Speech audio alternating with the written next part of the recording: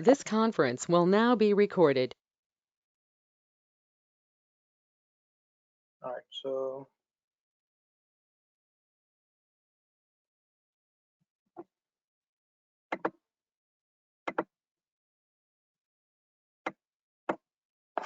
Mita,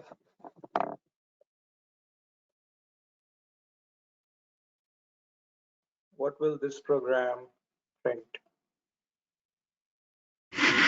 Did you call me? Yes. Okay. This program will print if A plus B. Only the front, the one you highlighted? Mm-hmm.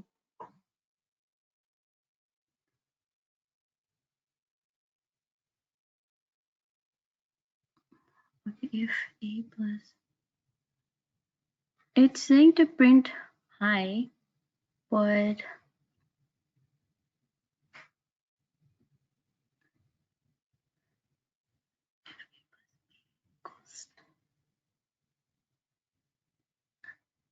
So will it print high?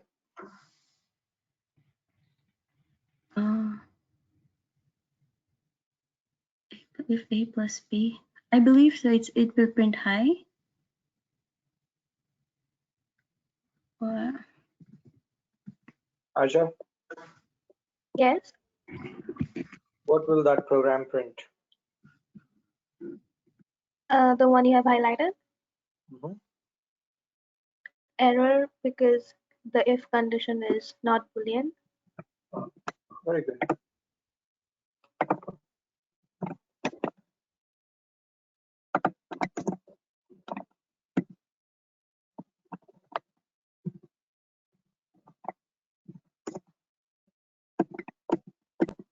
All right, so Ashmita, yes. if requires a Boolean condition, okay, what does this expression resolve to? A plus B, the output is what? Integer. Integer. So if requires Boolean, not integer. Okay. Yeah. Yes. So it's an error. Yeah, I missed yesterday class. I was going through your video that you posted yesterday, and yeah, I missed out. Got a bit confused. But yeah, I understand now. See, expressions are the combination of operators and variables, right? So you have A plus B, A minus B, A greater than B, right? So Yes. these are what we call expressions. These are expressions. Any expression that results in a Boolean output is acceptable by if loop, okay? A greater than B, this results in a Boolean output, true or false. Yes, A is greater than B. No, A is not greater than B, right? Yes. Any expression, no matter how complex you have, okay, what expression you have doesn't matter, as long as this entire expression resolves to a Boolean output. Okay? If loop is a condition-based loop, condition-based control flow, okay, and every condition requires true or false. Okay, so A plus B doesn't give you Boolean, but it gives you an integer. Right. Okay. All right, Bhakta, what will this program print? It will print high. Oh, sorry. No, it will not print A equals to B.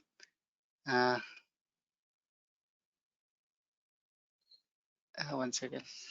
It should this is relational operator, so data type looks fine. Integer. Yeah, it shouldn't. Yeah, it should print high because this is comparational operator, I guess. Yeah, it should print high because it satisfies the condition of Boolean. Shabani? But looking at the data type, it shouldn't.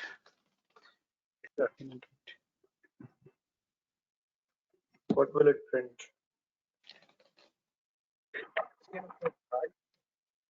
Because the output,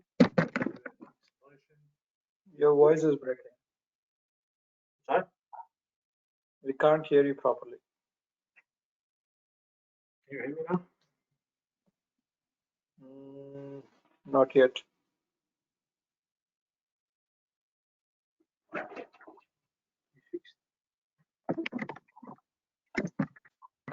Can you hear me now?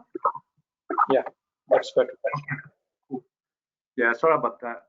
So the output of the if condition is a Boolean, so it should print high. Because if A equals to B, it's going to be like false, which is a Boolean output. So it should print high. So is A equal to B? Oh no, it's 10 and 20. No, it's not going to print high because it's false. The output, yeah. Okay. Shrestha? Yes, sir. What do you think this will print? I don't think it will print high because the condition is not true, it's false. Can I go? So first of all, Bhakta, just Sir? because these variables are integer doesn't mean this is a wrong if loop. Okay. Okay. What you need to look at what this expression resolves to. Okay, what you said is this A and B is integer, so this should be error. Okay, so technically that's not true. Okay, it doesn't matter you're comparing integers or string or any other class. Okay, what matters is what this expression resolves to. Okay, Okay. A equals B. Does this expression resolve to a Boolean value?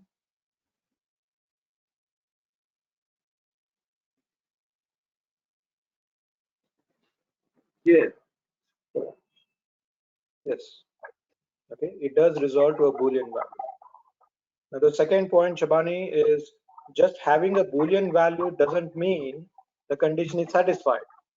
It should be a Boolean value and it should be true. Yeah, I wasn't paying attention. I'm sorry about that. Exactly. Yeah. All right, Bhakta, do you follow what you need to understand? Not just because A and B is integer doesn't mean this is a wrong if loop.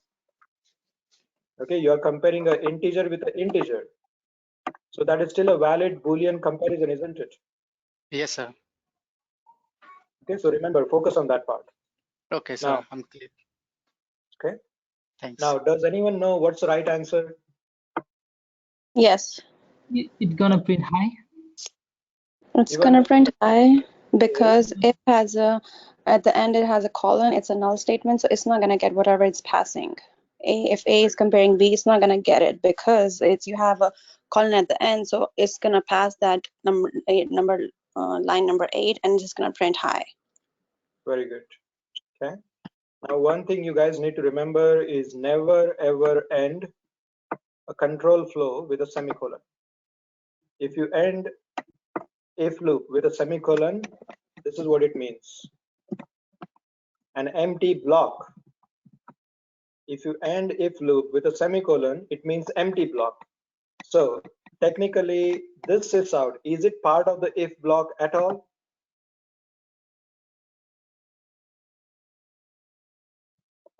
Is this line inside the if block? No. No. So even though this condition failed, A equals B is false. Even though it failed, this was never part of the if block to begin with. So if the condition satisfies, what are you really doing? You're doing nothing. It's an empty block.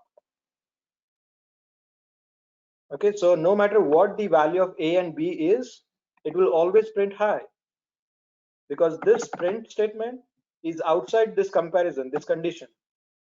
So no matter what you get here, you get true, false, this will always print high. It was never part of the if loop. So be careful when you write if loops, never end that with a semicolon. Okay? Bhakta, Chabani, Shrestha, does that make sense? Yes, Yes, sir. sir. I didn't see over there. Yeah, that's the trick, right? I mean, Yes, it was sir. a tricky question, of course. Yeah, it's like tricky question. All right, so DK, what's the output? If I pass the number 50 to this method, okay, if I pass the value 50 to this method, what will be the output? Yes, sir. If you pass the value 50, Yeah, first of all, is there any problem with this program? yes, sir, the return statement is the problem, sir, because if a is not equal to 1, then the method is going to return nothing. But we Exactly. are supposed to return something, so it's a problem. Yes, very good. So remember one thing, if your method has a return type, every corner of your program should be capable of returning something. Okay, every corner of your program should be capable of returning something. This program is designed to accept integers. So we know that integer has a range of up to 2 billion.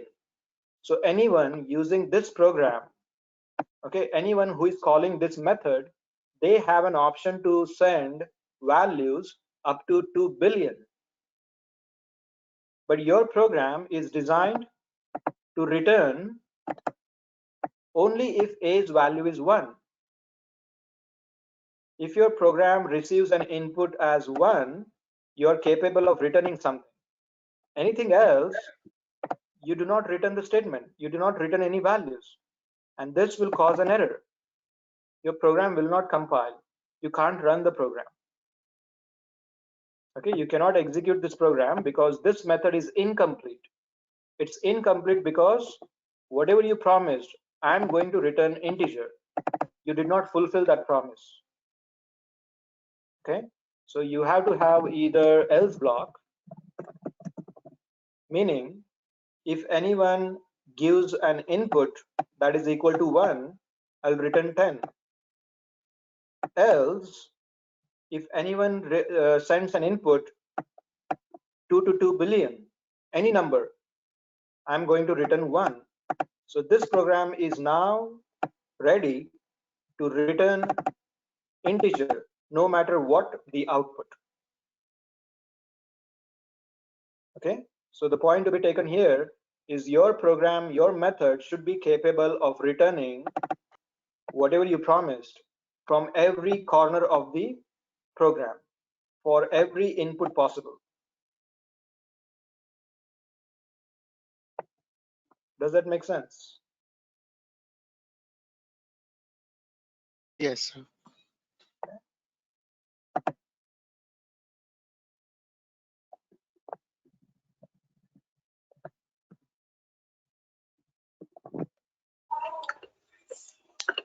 Sir, can you please explain -1? Like yesterday, you explained the return -1. Where? Yesterday, like in the if-else statement, you told something about return -1. Like if there's no value, we can return -1. See, that was just an example. I was trying to satisfy the rule. Okay, I'm returning -1 just so I satisfy this rule. I'm supposed to return integer, right? Is -1 an integer? Yes. There you go. You can write -1 or -100. Nobody cares. As long as you are returning some integer value, the program won't complain anymore. Okay, Okay, so thank you. just to show you here what I mean.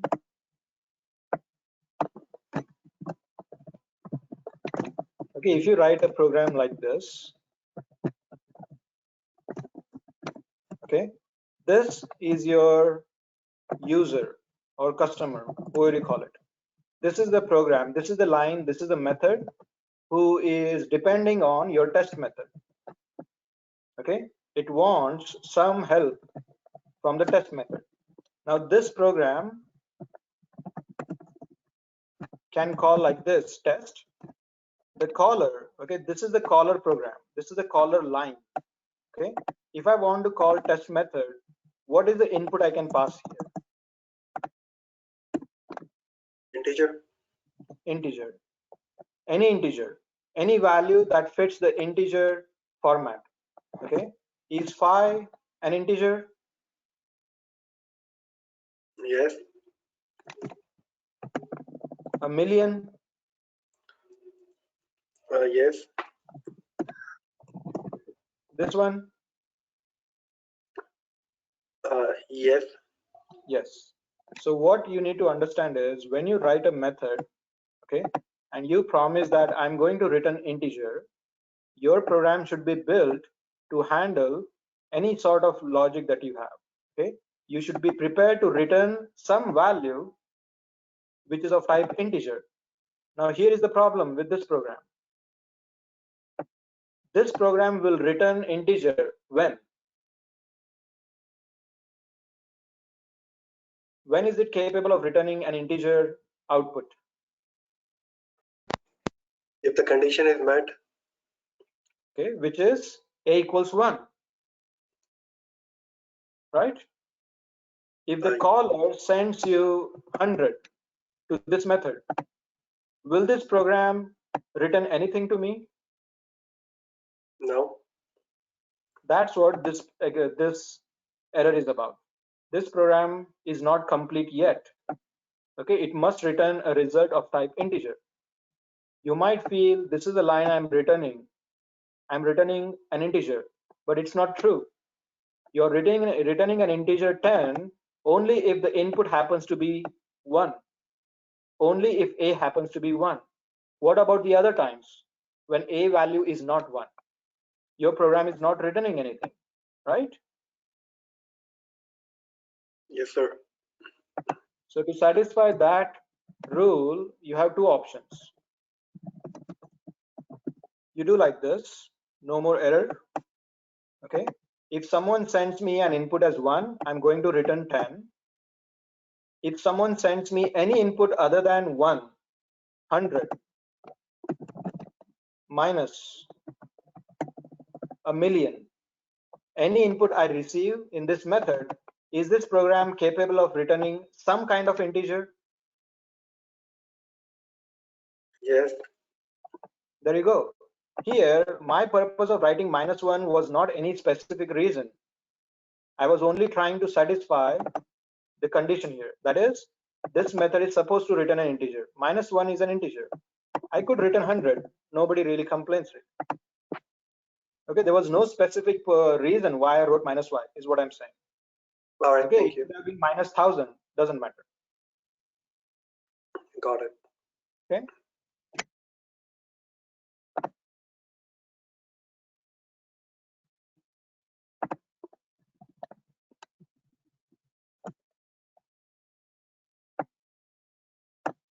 Rajan? Sir? Yes, sir. The output of this program.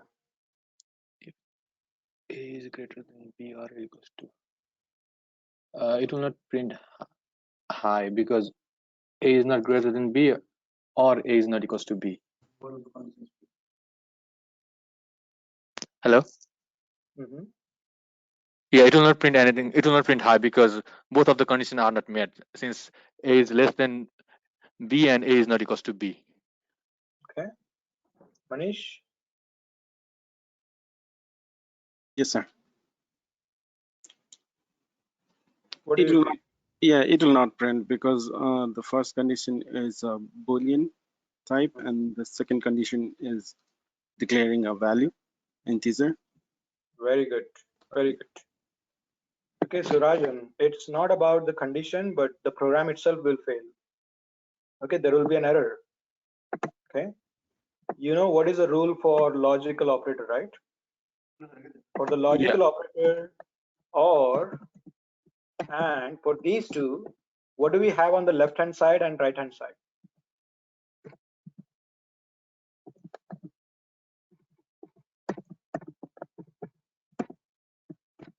Okay, what do you need for logical operators on left-hand side and right-hand side.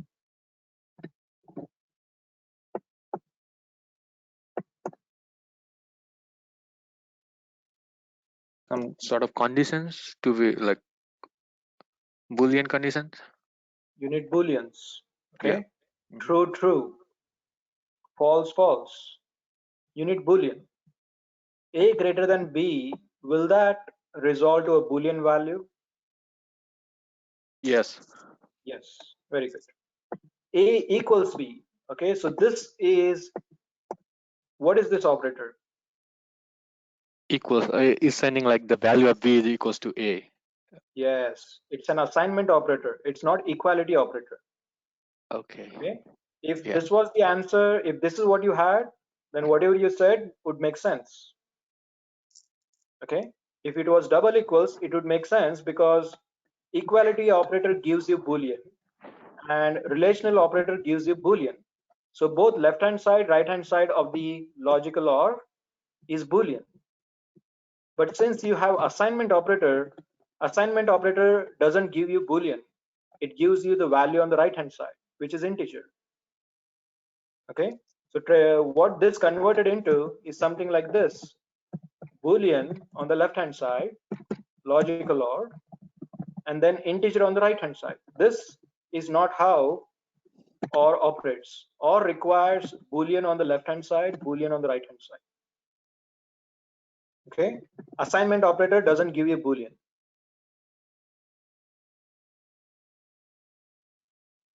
Does that make sense? Yes. Okay. So it was a trick question again. It should have been double equals. This is assignment. Assignment doesn't give you boolean. Equality sign gives you boolean. If this is how it was, it would resolve to something like this, which is an acceptable condition here. Okay.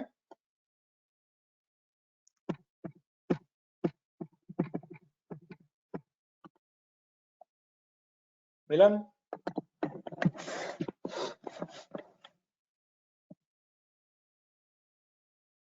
Sir. Yes, sir. Your first name is Podal or Milan? Milan. Okay. Yeah, I see that your name is displayed in the other order. Okay. All right. So let's see. What do you get here? What's the output? Hold on. If A greater than B.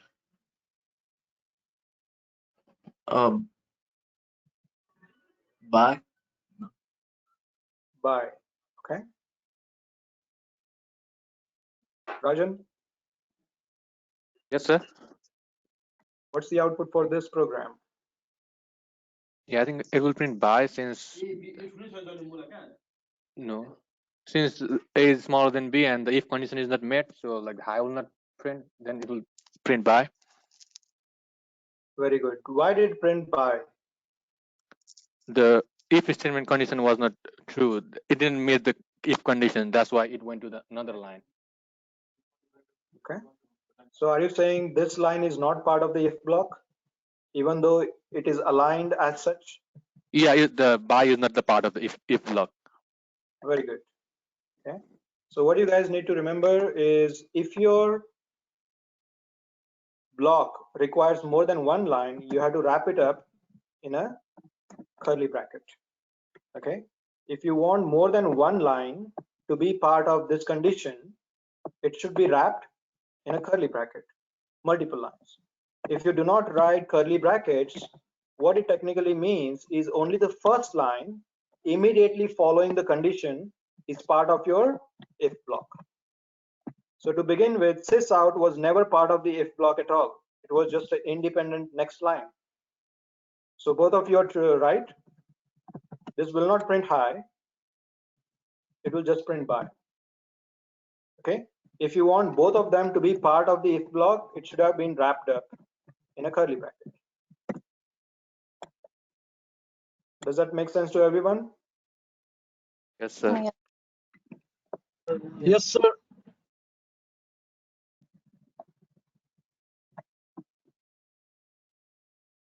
Rohil? Yes, sir. How about this one?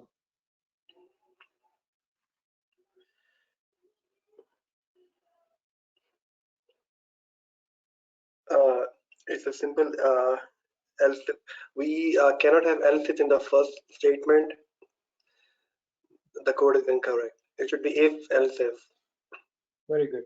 Very good. Okay, so none of your programs should start with else if.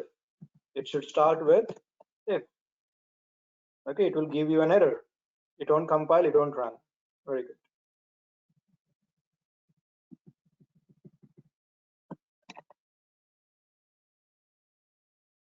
Rupendra, for this program, the input I pass, let's say, is 10, 10. Okay, so I will call this method and I'm going to pass 10, 10 for both these integers. So what will it print?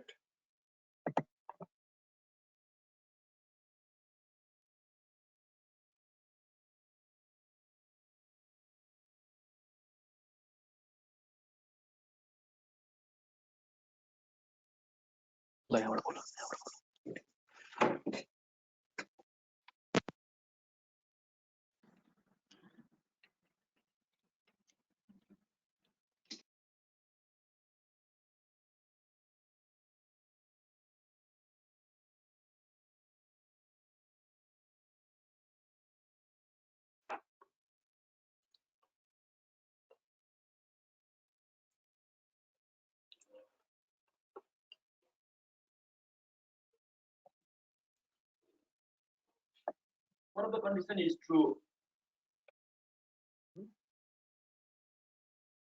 So what will it print?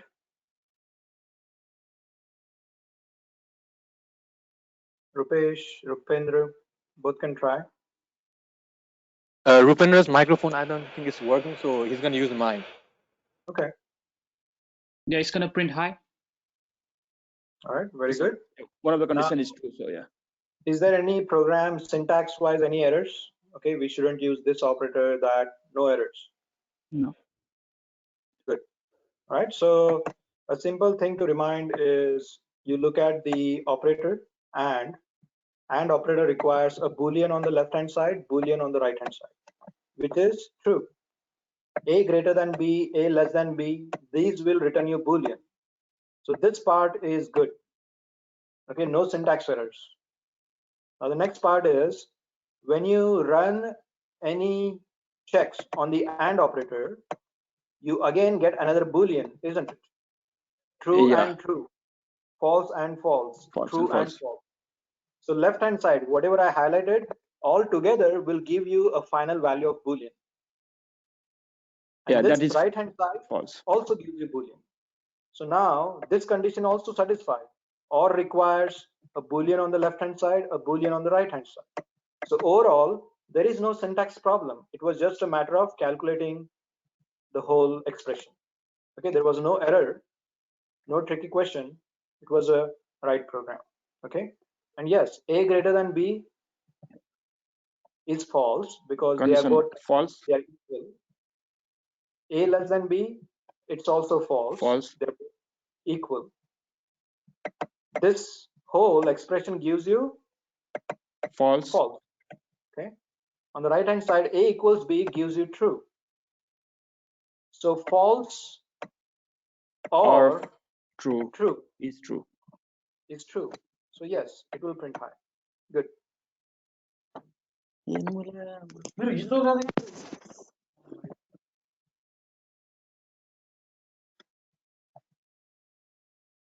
Okay, Rupesh, how about this? Yes. Okay, it's gonna print.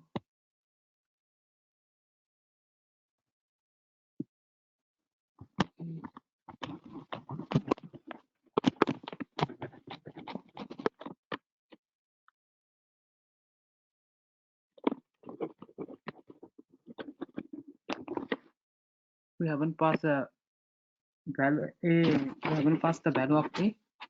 All right, so let's say I give you value 1.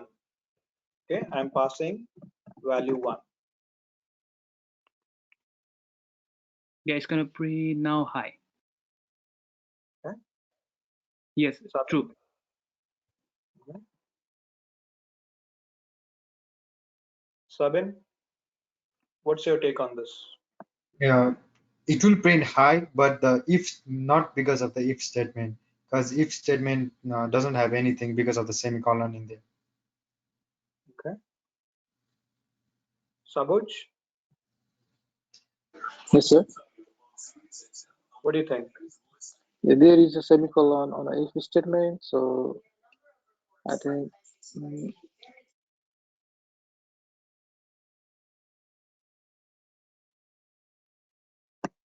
it will print only by or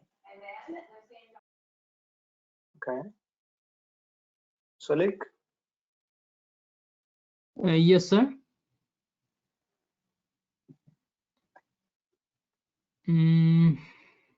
I think it's gonna throw the error. We run the if statement in there, and then we close with the semicolon, and then at line 59 it's gonna start with the else, so it cannot go start with the else statement. very good. Okay. So all of you got it right. Semicolon was the problem, but what you didn't guess is what other problem it creates. Okay. Sometimes it might be confusing. Most of the time, any errors you get, Eclipse is clever enough to point out where the error is. Okay, so you write something like this.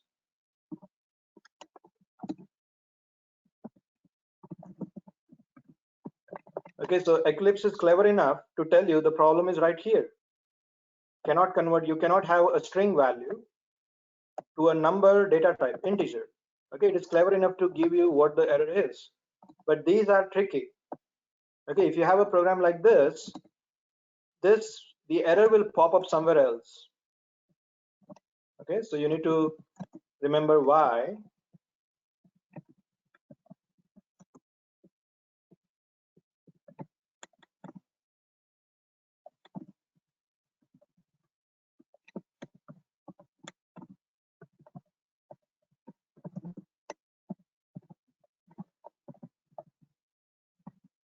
Right, so like Salik said, the error pops up on the else line. Okay, even though the problem is right here. So you have to be careful about that. So to understand why it's doing like that, semicolon means an empty statement, right? So after if block, you have a statement right here. So didn't you break the chain? Yeah. Okay, that's what was causing the problem. If you have anything in between these if-else series, right? These are series of conditions. If this, else that, else if. Okay, these are series of conditions. Anytime you introduce an unknown line in the middle of this sequence, you get that error. Okay, so anytime you write a line like this, okay, so you have something like this.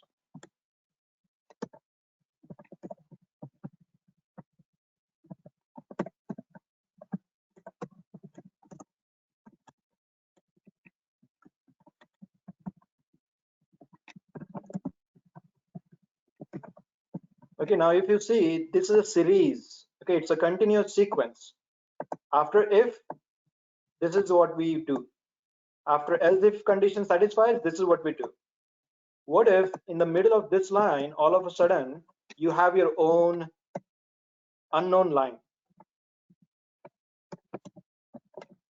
Okay, if you introduce anything, if you break that chain, this is now causing the error. As part of if else if, you need to remember they should all be part of the same sequence. If you introduce any line in the middle of this sequence, you're breaking the chain. And that's what happened when you gave the semicolon. When you gave semicolon, basically what you meant was something like this. You broke the chain by introducing this line. Okay.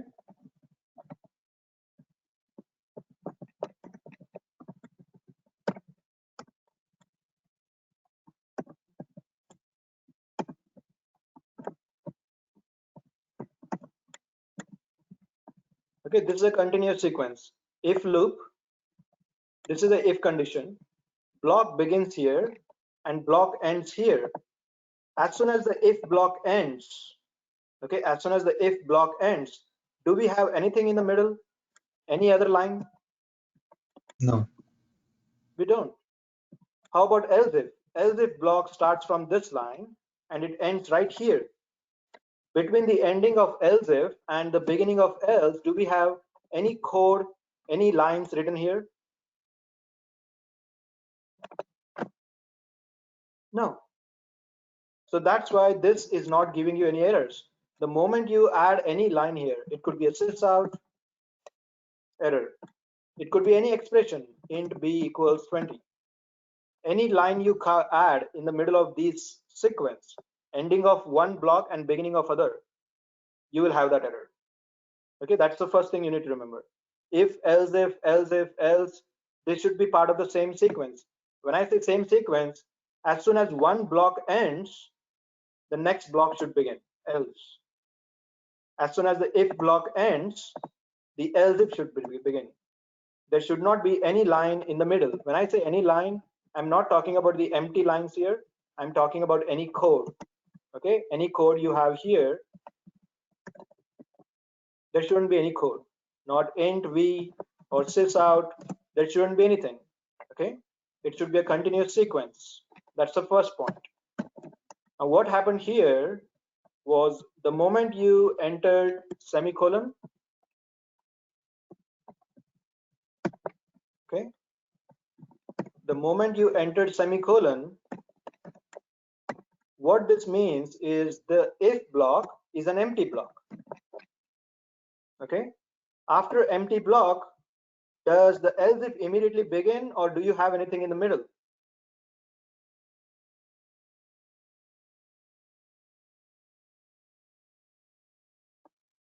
Print statement is on the middle.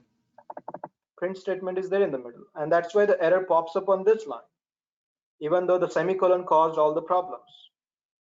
Okay, so remember that if else if statement should be a continuous sequence. You cannot introduce any line in the middle. Okay,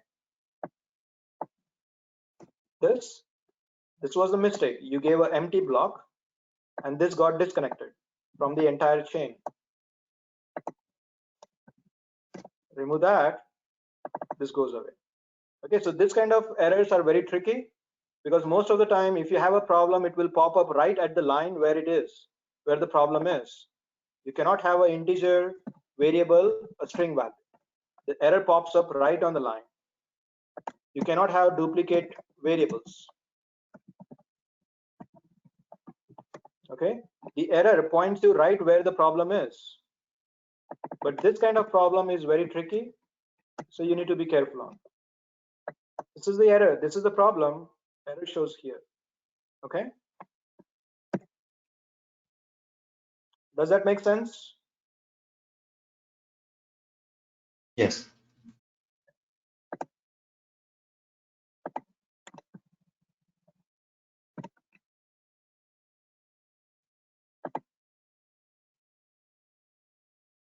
Sanjay.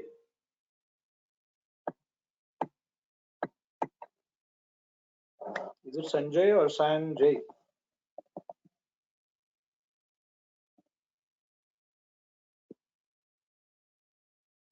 All right, Taib. Sir, What do you feel about this program? I passed 20.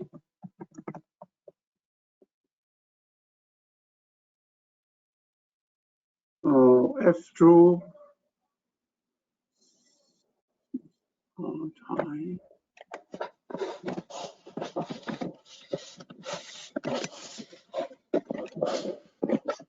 is gonna print high. Okay, is there any issues writing a literal Boolean value?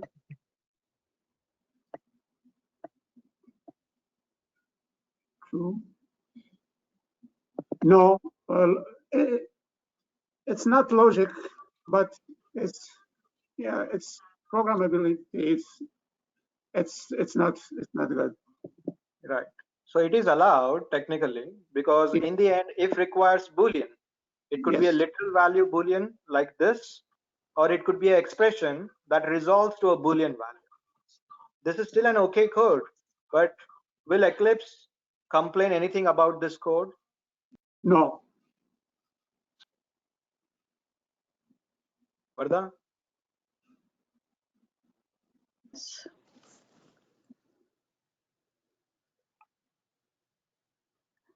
Yes, Will Eclipse have any complaints about this code?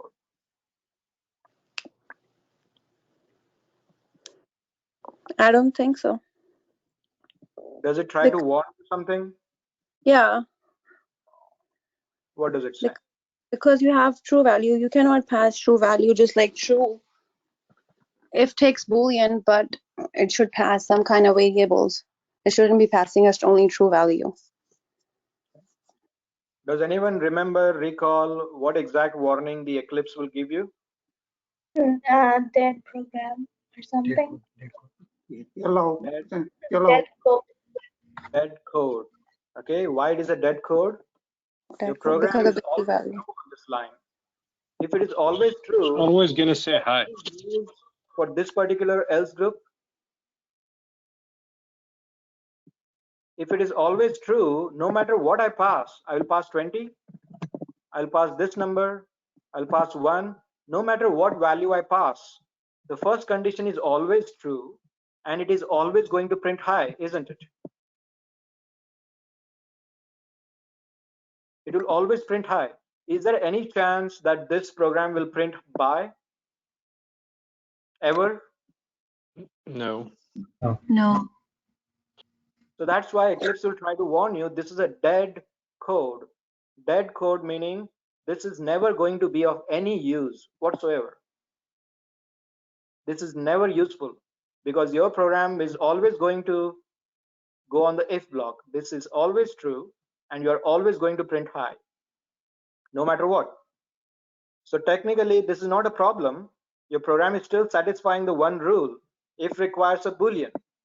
So technically, you're safe. No errors, no red lines.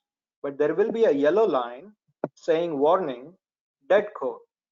This line is useless. It's never going to be printing by ever. Okay, so that's the warning, difference between warning and error. If you say true, so it is highlighting this. This code is useless, the highlighted code. No matter what I do, this statement is always going to satisfy. It's always going to print 1. It will never go to the second block or the else block. It's a dead code. Okay, that's the difference between warning and error. Warning is you did something wrong logically. Okay, logic wise this is wrong. We are never going to use the other else if or else. This is a problem from the logic point of view. But this is a problem from syntax. This is not allowed. You can never have string. If is only accepting booleans, a boolean literal value or an expression that resolves to a boolean value. Okay, it can only have boolean. You cannot have string. So that's the difference. Error meaning you did something syntax wise wrong. You did something which is not accepted. Okay, warning on the other hand is whatever you did is fine. It is technically allowed, but it's useless. Your logic is wrong. So it's just trying to warn you. This program is not used anyway. This part of the code is never going to be used. Okay, warning versus error. Warning is allowed. It is just warning you that you might have done something wrong unknowingly. Error, on the other hand, is a serious thing. It's a more serious thing. Okay, warning is just a warning. Error is more serious. Okay.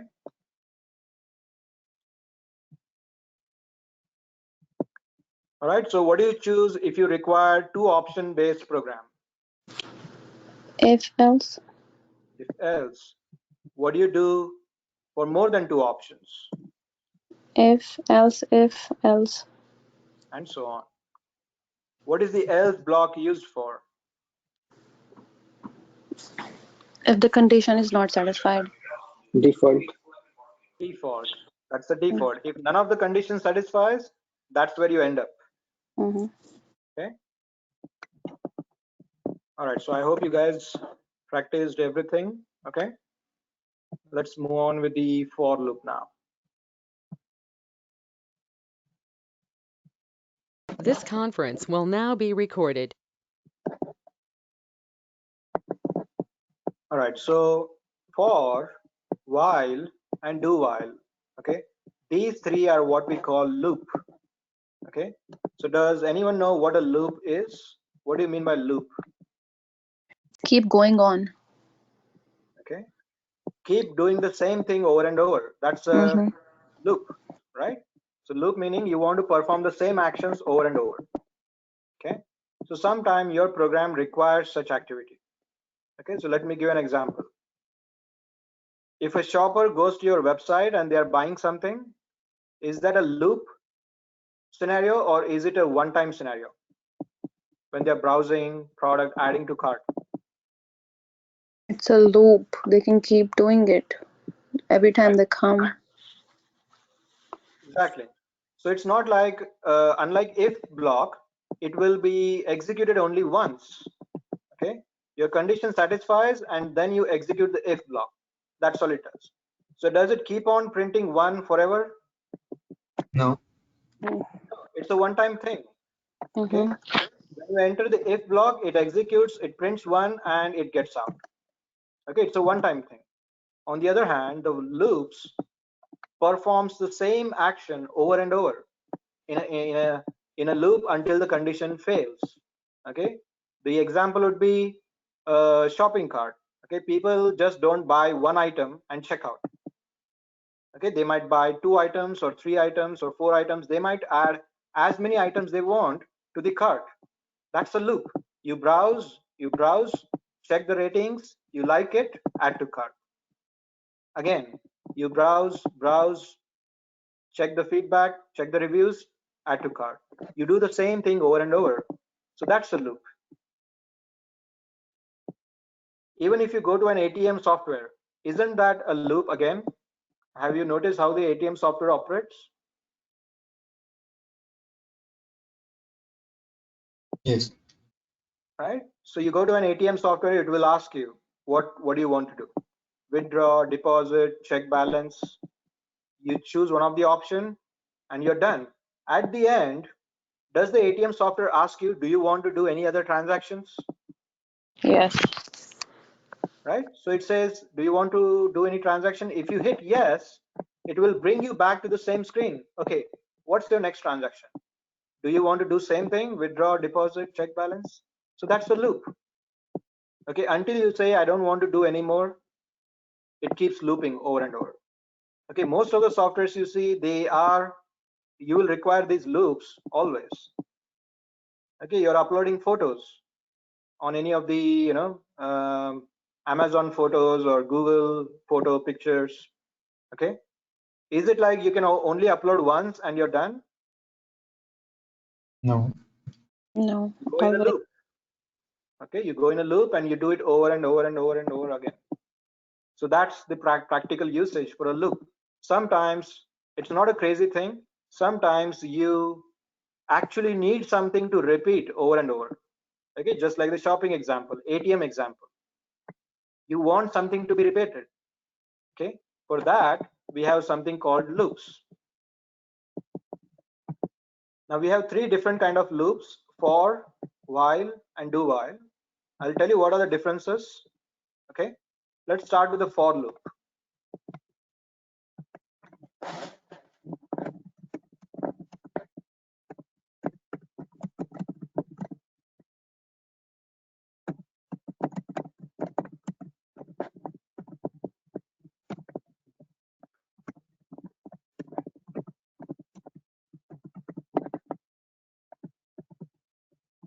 Okay, so if you notice, again, it's a block.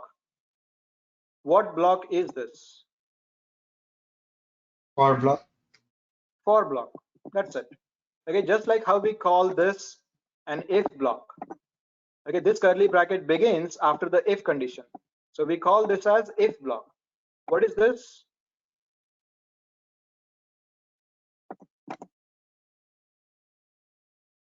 Else if block. Else if block. Else if block. And this? Else Else block. Else block. Right? So this is what we call it. It's a if block because it is followed by if condition. This is else if block because it follows by else if. Else block because it follows by else. Similarly, we call this as a for block. Okay, so this is a for block. Now let's see how this operates. For block has three distinct parts. Initialization. Okay, why do we call it initialization? Because Value 0 is Assign the value for the first time. Initialization. This is what we call condition, and this is increment. Okay, you have initialization, condition, and increment. Okay, so the way for block operates is first you do initialization, followed by condition check, followed by for block execution.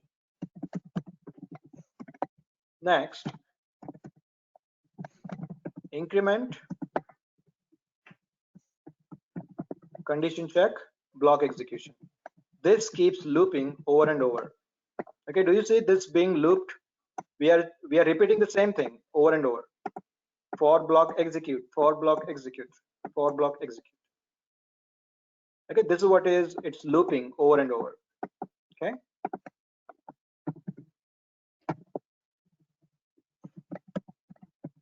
All right, so let's start here. Initialization. What are we initializing here? I integer. We initialize the I value to 0. Next part is condition check. What is the condition? Is I less than 4? Is that true? Yes. I is No. 0. 0 is less than 4. Condition is true.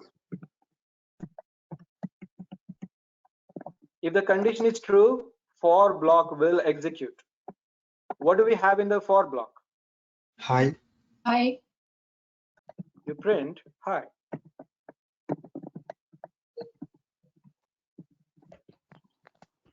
Now, increment. What do we have on the increment front? Plus plus. When you do I plus plus, what will be the value of I? 1. I becomes 1. Condition check. Is I still less than 4? True. Yes. I is 1, so 1 is less than 4. True. It will print hi again. Go back to increment. The most recent value of I was 1. What will happen now? 2. 2. I will become true. So I is 2. Is I still less than 4? Yes. Condition is true. You print hi again. Increment. 3. I becomes 3. So is I still less than 4? True. yes. True. You print hi again. Now, what happens next? It's gonna I stop. become 4 I is equal Gets to 4. and Condition false. check. This is false. When the condition fails, that's when you stop looping. You don't print hi anymore. The moment your condition fails, that's when you stop looping. Okay, so this is what we call a fixed loop. It's a fixed loop because the number of loops is predetermined. Now looking at I equals 0 and I less than 4, you know how many times it will loop. I is equal to 0, 1, 2, 3. We know that it will always loop 4 times. Without doubt, you know how many times it's going to loop. Okay, take the example of shopping cart. Is for loop suitable for shopping cart? No. No. No. Why? It's for a One time limited accept. time. Because you Because can you add as never many know as you want. how many items customer is going to buy. Is it fixed? Like every customer will add only 4 items or 2 items to the cart? No. No. No. Can you think of any example that might be suitable for a fixed loop?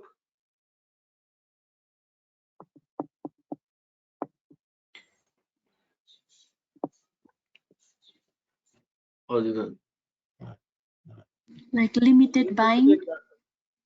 College enrollment. Payment. What is that? Maria Sada. All the class are in the Okay. All right. So university example, there are fixed number of seats in any colleges. Okay. So if you're writing a program for enrollment, you know how many times you can loop. Movie theater, you know how many seats are available in the movie theater. Yes. So only those many times you can loop. Only those many seats you can book. And airline booking, you know how many seats are available on the airline. A fixed loop. Okay. So remember, okay, if you want simple abbreviation here, say ICE or mice. Okay.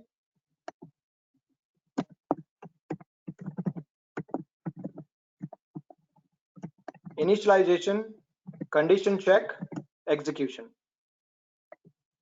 This is modification. What are you modifying here?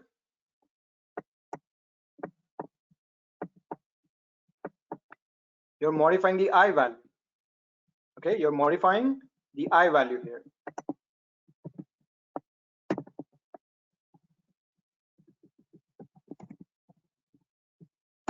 So I initialization, what happens here?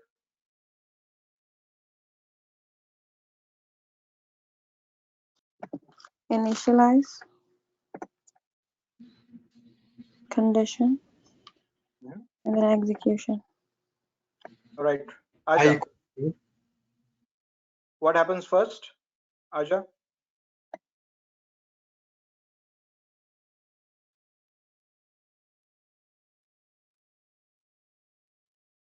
Anusha?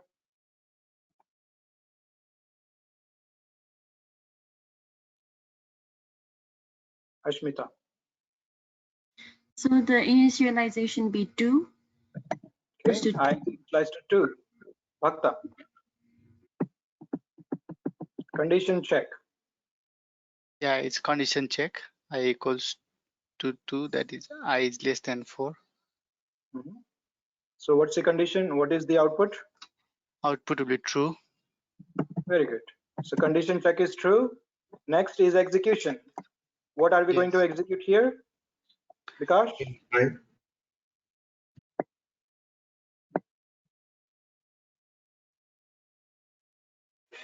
Shibani? Yes. What do we execute? So now we're gonna increment the I plus plus. E is for execution. What are we executing here? Oh, the sysout, we're gonna print high. We're going to print high. Yes. Shrestha, what next? Yes, sir. It's increment by 1, I plus plus, so I is equal to 3. Very good. DK? It will be true. The condition will be true. All right, next. It's gonna print high. Okay, keep going, Rajan. Print is gonna print high. Manish?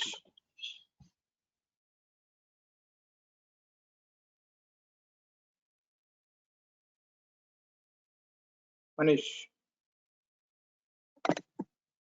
Sorry, I was on mute. Okay, it'll be an increment. It'll be I is equal to 4, but the condition will be false. Milan?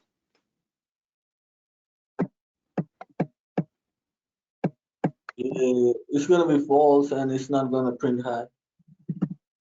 Very good. So the moment the condition fails, you exit. So how many times did it print high? 2 times. 2 times.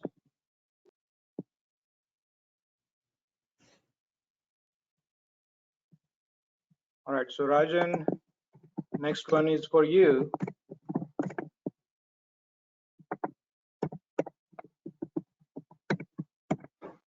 What happens first? Rajan. Initialization I equals to 0. I is equal to 0. Rohil?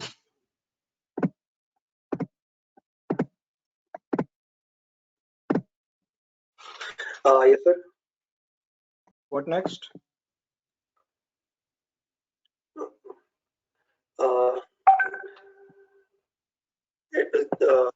Check the condition if I is greater than 4, which is true, or which is not true. So it will not execute. So how many times it prints high? 0 times. 0 times.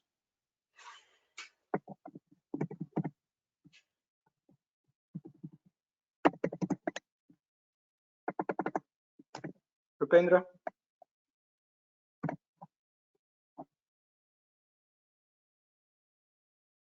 Yeah, initialization will be 0.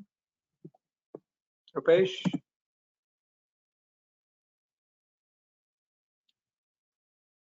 It's going to be true. Sabin? Print high.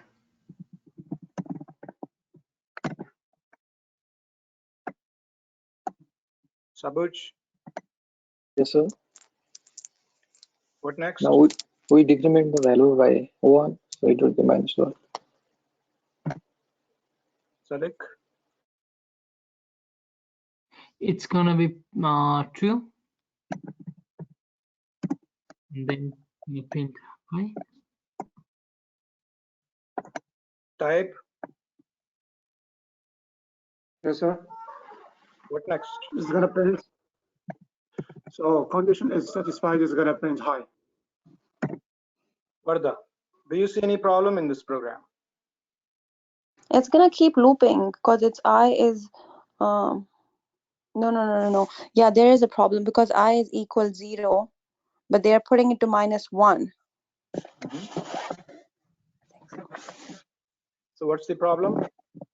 It's on number line 11. It's decrementing, so it's false. It's not gonna go. All right, so this is what we call infinite loop. Yeah, it's gonna keep going because I is less than it's infinite loop. It's gonna keep going on. Okay, your number always modifies in a different direction, -1, -2, -3 all the time. This condition will always satisfy because all negative numbers are lesser than 4. So you will never fail this condition ever, and it keeps on looping forever. This is an infinite loop. Okay, this is a very dangerous code. Okay, so be careful when you write this kind of a code. It might result in some unexpected output. Okay.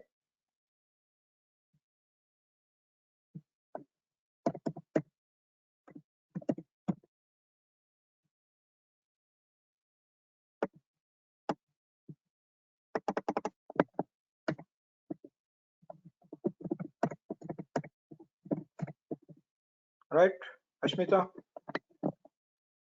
Yes. What first? Again, initialize I equals 0. Bhakta? So in this condition, it will be true. Shabani? It's going to print high.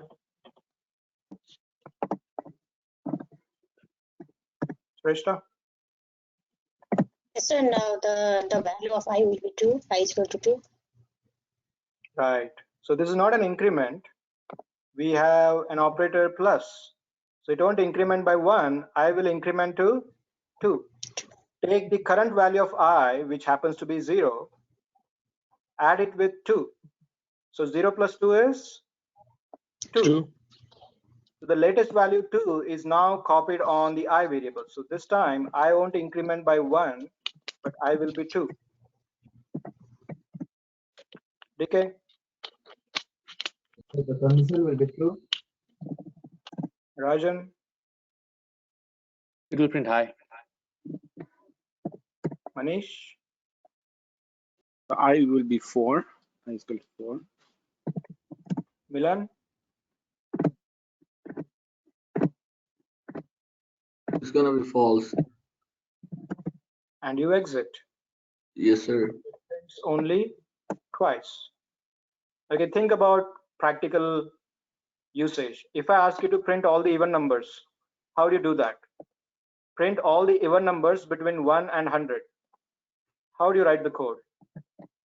So we'll initialize from 0 and it will go till like 100 and I plus 2 is similar like that.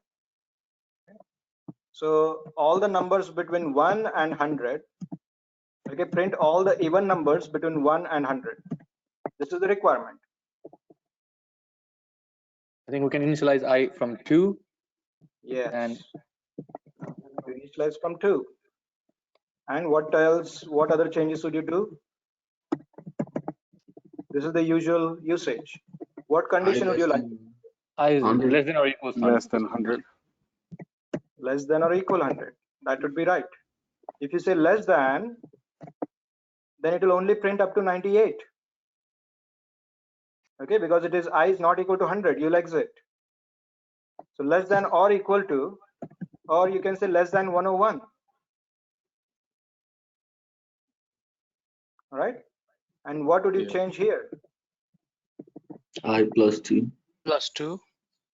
I equals I plus 2. Now here you say print I, print the value of I. This will print all the even numbers between 1 and 100. Now what if I ask you to print multiples of the number 5? Print the multiples of number 5. I so equals we'll to 5. I times initialize 5.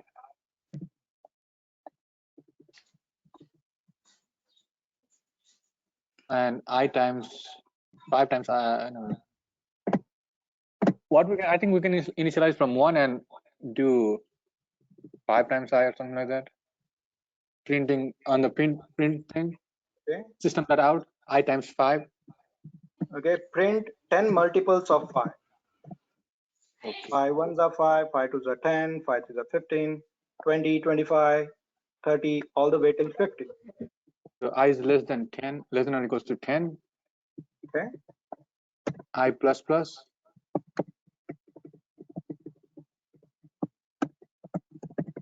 So this is out I times 5. Yes. You loop 10 times. I value goes from 1 to 2 to 3 to 4. Every time 1 times 5, 2 times 5, 3 times 5, 4 times 5. It will print like that. Okay. What if I ask you not to do anything here? Let it be I. Just use this part.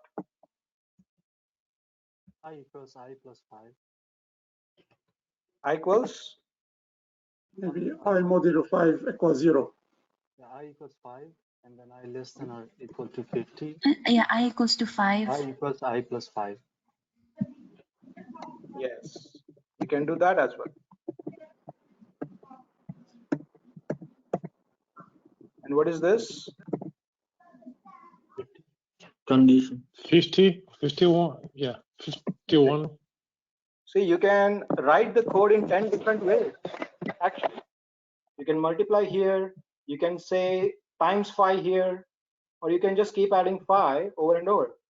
It is 5 first time, increment by another 5, 10, 15.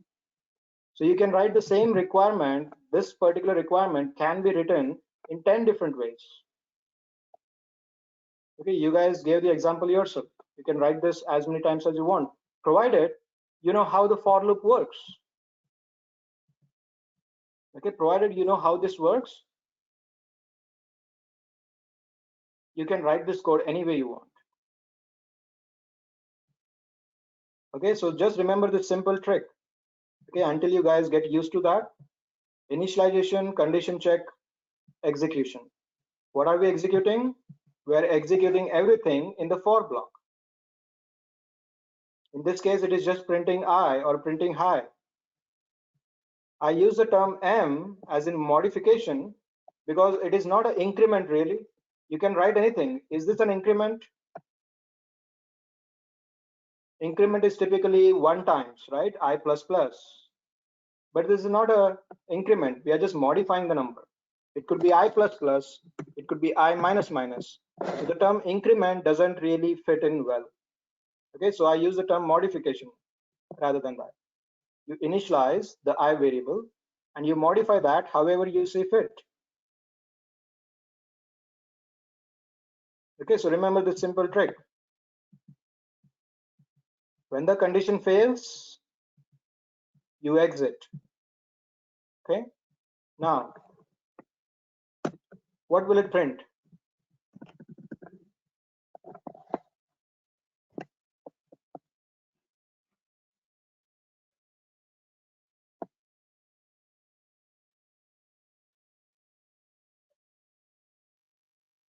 It's an infinite loop.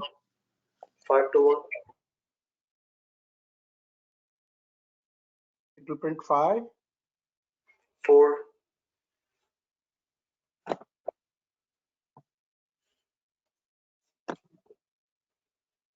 That's a trick question. Infinite loop. Yeah, it's an infinite loop. The Okay, let me syntax make is it invalid. I just I plus plus.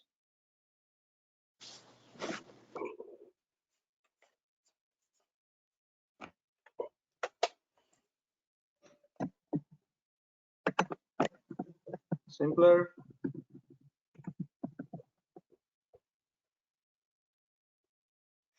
What is the significance of a semicolon? It ends the if it's the Empty block. empty, like the empty if a statement is. It's an empty block. So is that sys out really part of your for block by any chance? No. No, sir. Okay, remember I, when you declare I here, it's a local variable, local to the for block. This will give you an error on this line.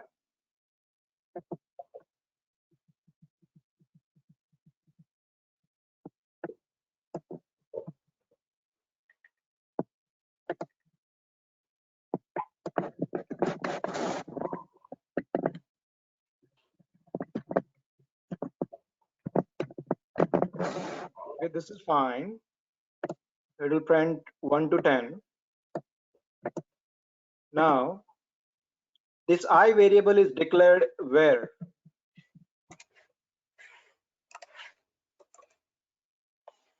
Inside for block. Inside the for block. So outside the for block, can I print or change the value of I? Does it even know what an I variable is? No. No. Okay, remember what we learned in local scope. Okay, we did the whole thing, right? You have a block within a block. You declare a variable here. Now, this variable ends where? Within that block. Within this block. Can you access this variable outside the block? No. You can't. So if this I variable is part of the for block, you can print or access I inside the block only. Outside this block, is the I variable accessible? No. No, you cannot. It's not. Just like what we learned in local variables, this initialization is local to the for block. The moment the for block ends, this I variable is unknown to everyone. It's only visible to this block. Okay, so like I said, all the things that you learned in past, everything applies, everything is needed going forward. You use the knowledge that everything you learned about methods, variables, scope, everything. Okay. All right. So now the problem with the semicolon, let's see what it does. When you have a semicolon, the error pops up here. Again, just like if loop. The error comes somewhere else. What's the significance of a semicolon? An empty block. An empty block. So is this block part of for by any chance? No. No. If it is not part of the for block, does anyone know what an I variable is? No. No, we don't know. No. Okay, that's what happened when you give semicolon. Okay, this is not part of the for block at all. Semicolon, it's an empty for block. So no one knows what an I variable is. Okay. This conference will now be recorded. All right, so now we'll learn one more concept in the loop. Okay, so there are two things called break and continue. Okay, so we'll learn what they are. So before that, what will this print? What will this loop print?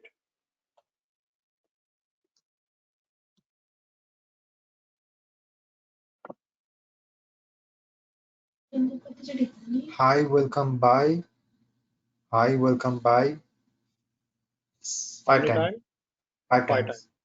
Okay, so this will basically print hi, welcome by 5 times.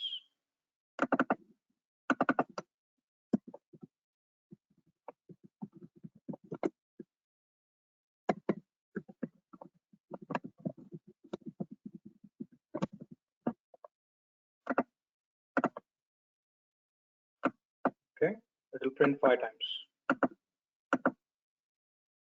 Now let's see how continue and break can be used.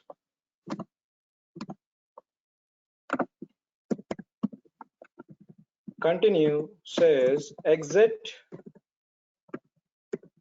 current loop, okay, just the current loop. Whereas break says exit the entire for loop. Okay, no matter how many loops are remaining, exit everything. Okay, so let's see what it does here.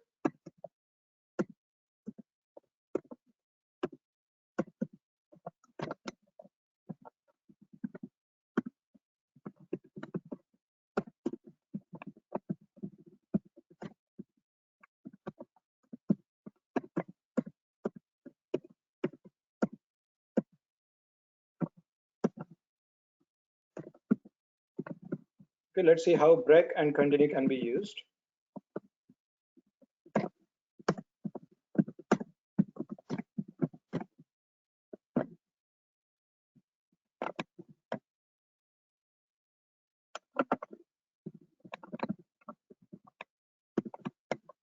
Right, so what happens first? Initialization. I equals 1. Then True. then Print hi. execution. Right, so it will come inside the for block. Okay, it will come inside the for block. This is what we are going to execute. First line says print hi, so we'll do that. Next line says if I equals to 2, is I equal to 2? No. No, this condition did not satisfy. So do you execute this or not? No. No. Okay, if this condition satisfies, only then this line will be executed. This did not, so we go past this to here. So what will it print next? Welcome. Welcome. If I equals to 4, False. does this condition satisfy? No. No. No. So you skip this line as well. Okay, go past it, and then you have By. Bye. what comes next? I equals 2. Modification. Modification is Modification and condition. True. true. Execution. First line. Hi. Hi. Print hi. So this is where you need to pay attention now. I is equal to 2. This condition satisfies, isn't it? Yes. So when this condition satisfies, you say continue. What continue means is you need to exit current loop. In this loop, do we have any more lines that we need to execute? Yes. Yes. There is. You skip that. Skip. Okay, you skip that and go directly to modification. That's what continue means. In case of continue, what you basically do is you skip all the current lines in that particular loop and you continue with the next loop. That's what continue means. Continue from the next loop. Okay, continue is exit current loop and continue with next loop, which begins here. Do you guys follow what continue is? Yes. Yes. Now we go back to modification. We had several other lines to do, but since we hit this continue block, we skip all the remaining part and go back to the next loop, modify. What happens next? I equals 3. Condition True. check. True. Print high. Print high. This That's- fails. This fails, no more continue. You go with the next line. Welcome. That's also not satisfied. So Continue with the next one. I equals 4.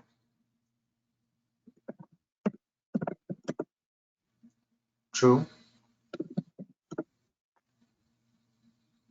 Welcome.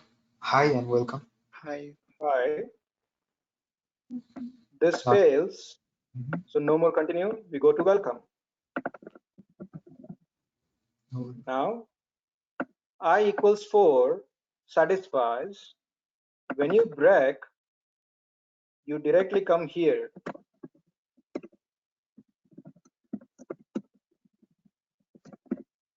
You directly exit. Now, there was one more loop remaining, right? Yes. We are at I equals to 4. I becomes 5. This condition will satisfy. So we had one more loop to go. We had one more loop to go. But when the moment you hit a break statement, you basically break the loop. You break the loop and you exit. You come right here outside the for loop. That's the difference between break and continue. No more next loop or anything. You just directly come outside. Break the loop. Continue, on the other hand, you skip the current lines and continue with the next loop. That's the difference. Continue and break. Did everyone get that? Yes. Yes, sir.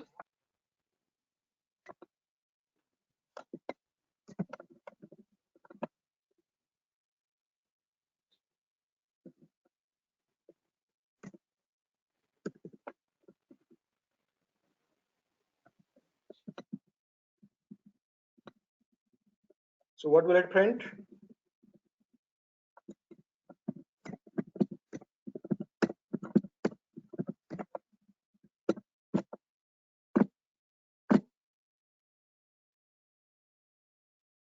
First I equal 1. True. True. Print high. Hi.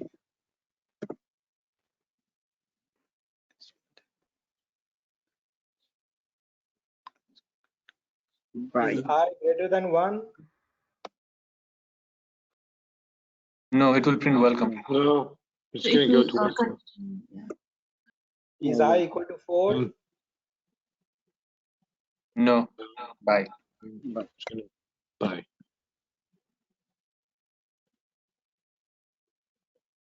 I I equals to 2. True. True. True.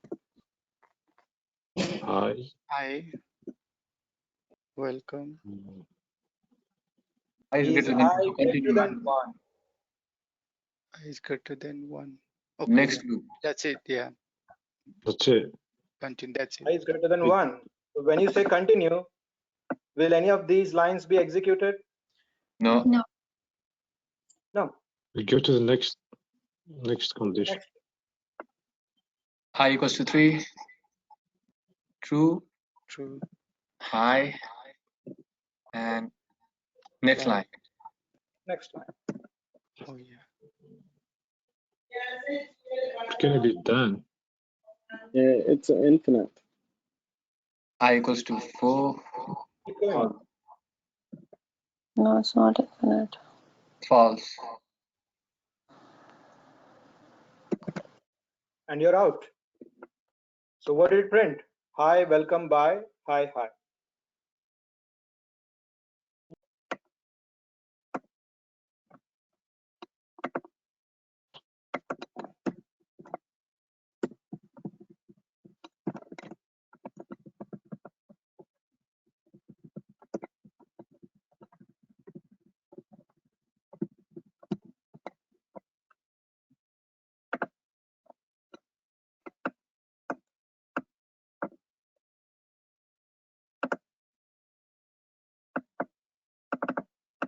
Okay.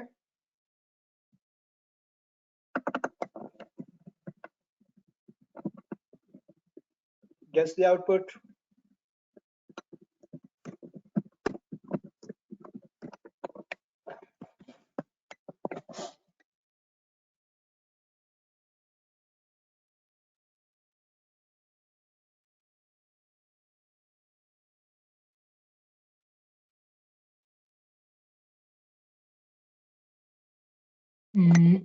Only high.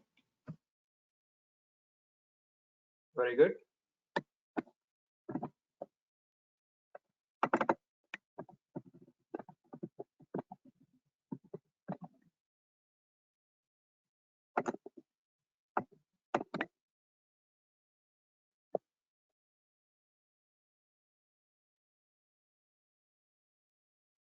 Why not just once?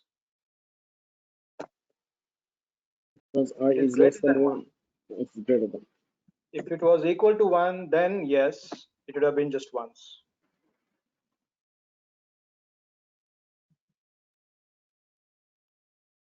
It's greater than 1, so the first one went through easily. Hi, welcome, bye, everything was fine. The moment I became 2, it broke.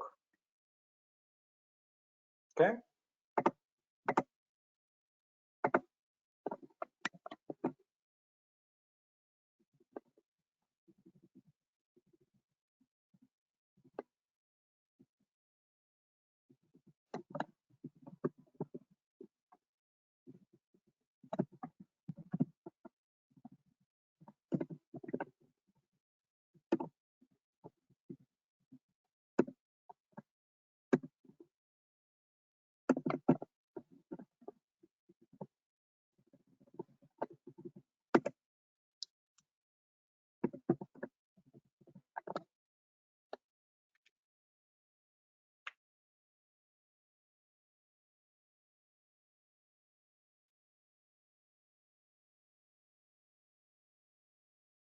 What will it print?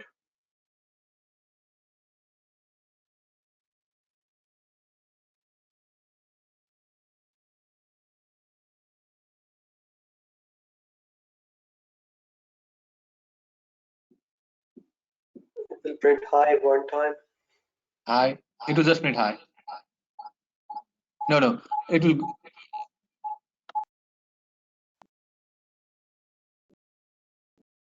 It will run once and it will print high. In the block, it's like I decrement. So will it know the value of I? It will lower. Yes.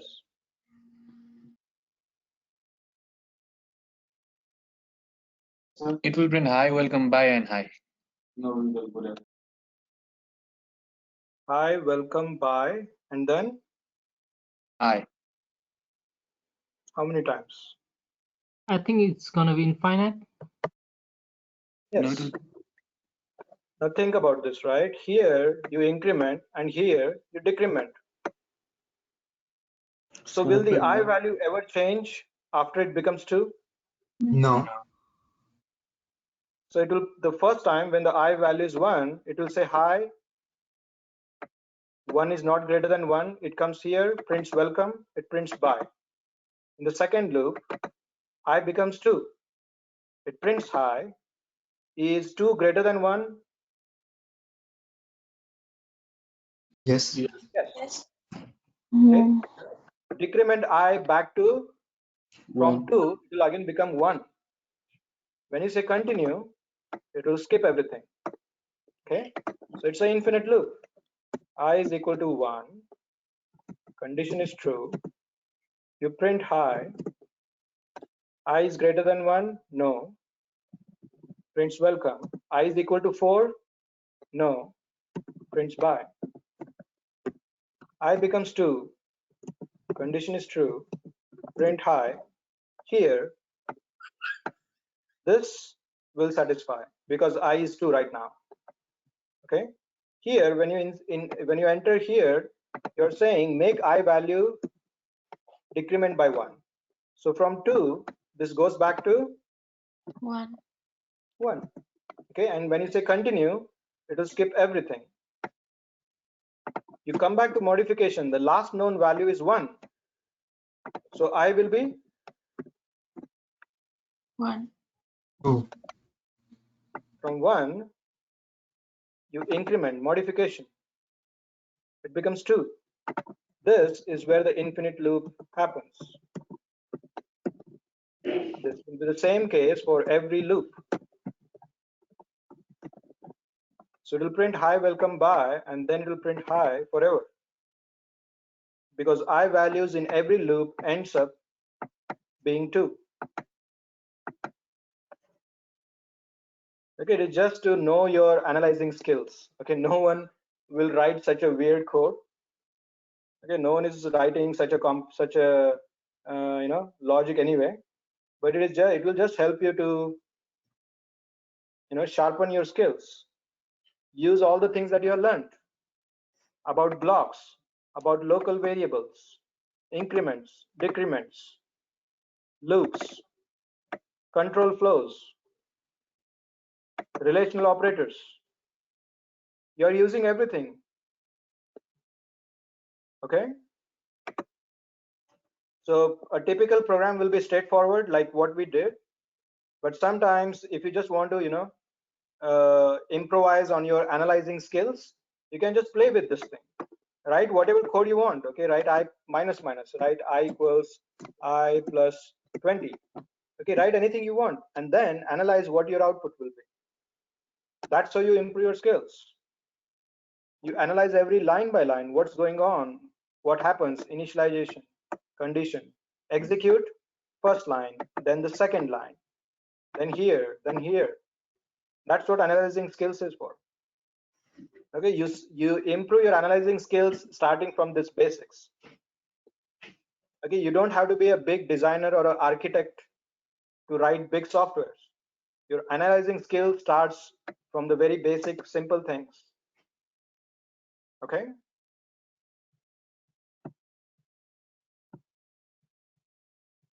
all right, so any questions on continue and break?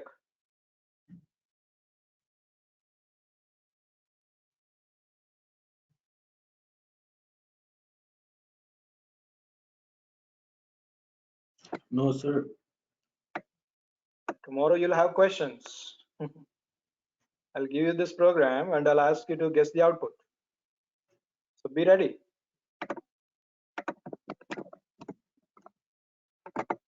All right, so let's see what is the next loop. Okay, this is the for loop. Now the next one is while loop. Okay, for loop is what we call fixed loop. Okay, we know how many times it is going to loop. We initialize at 1, we increment by 1, and the condition is up to 3. So we know that it will loop 3 times. 1, 2, 3. This is a fixed loop, not suitable for an example like shopping cart and all. So while loop comes to your rescue. Okay, while loop has only one thing, condition check.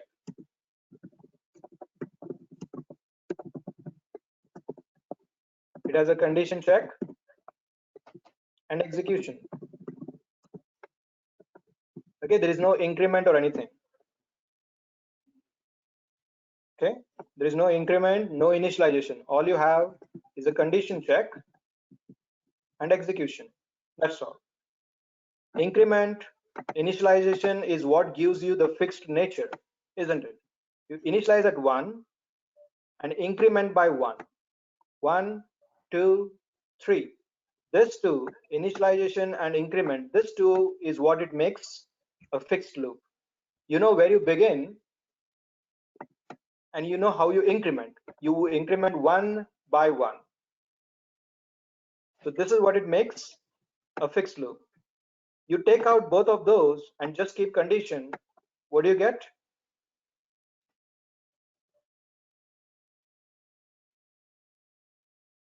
An unknown loop. Boolean value. Unfixed loop, unknown loop. Okay, you don't know how many times this is going to loop. Okay. All right, so let's take an example and see.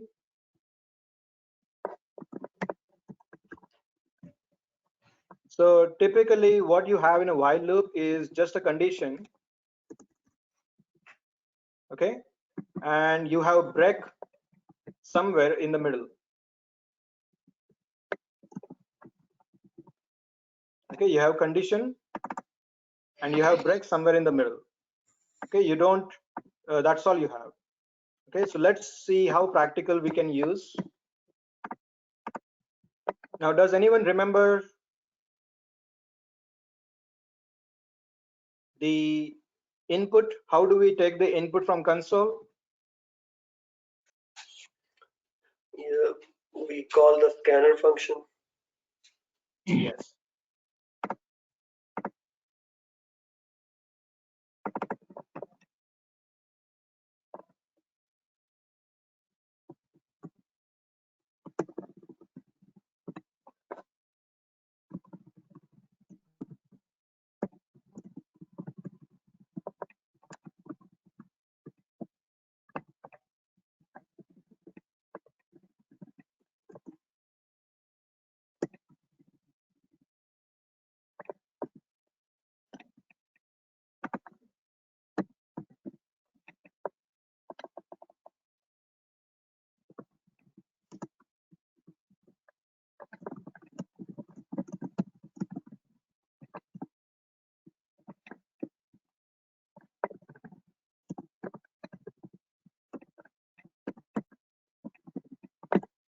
I give while true because we don't know when it is going to exit. Okay.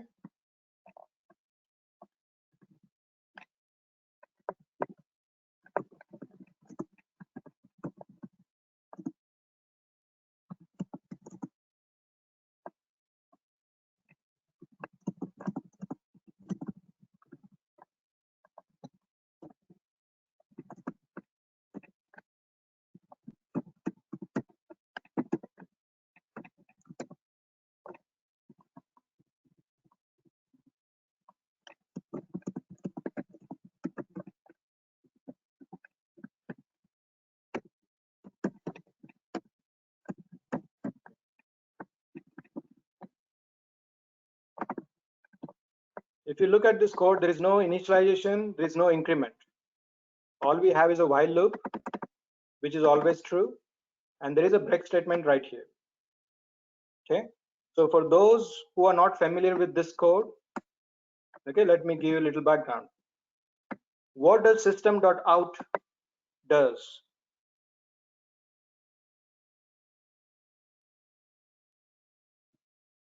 What do you do when you, what happens when you write system.out? We get output. Output, it prints something here, right? What's Yeah. the opposite of output?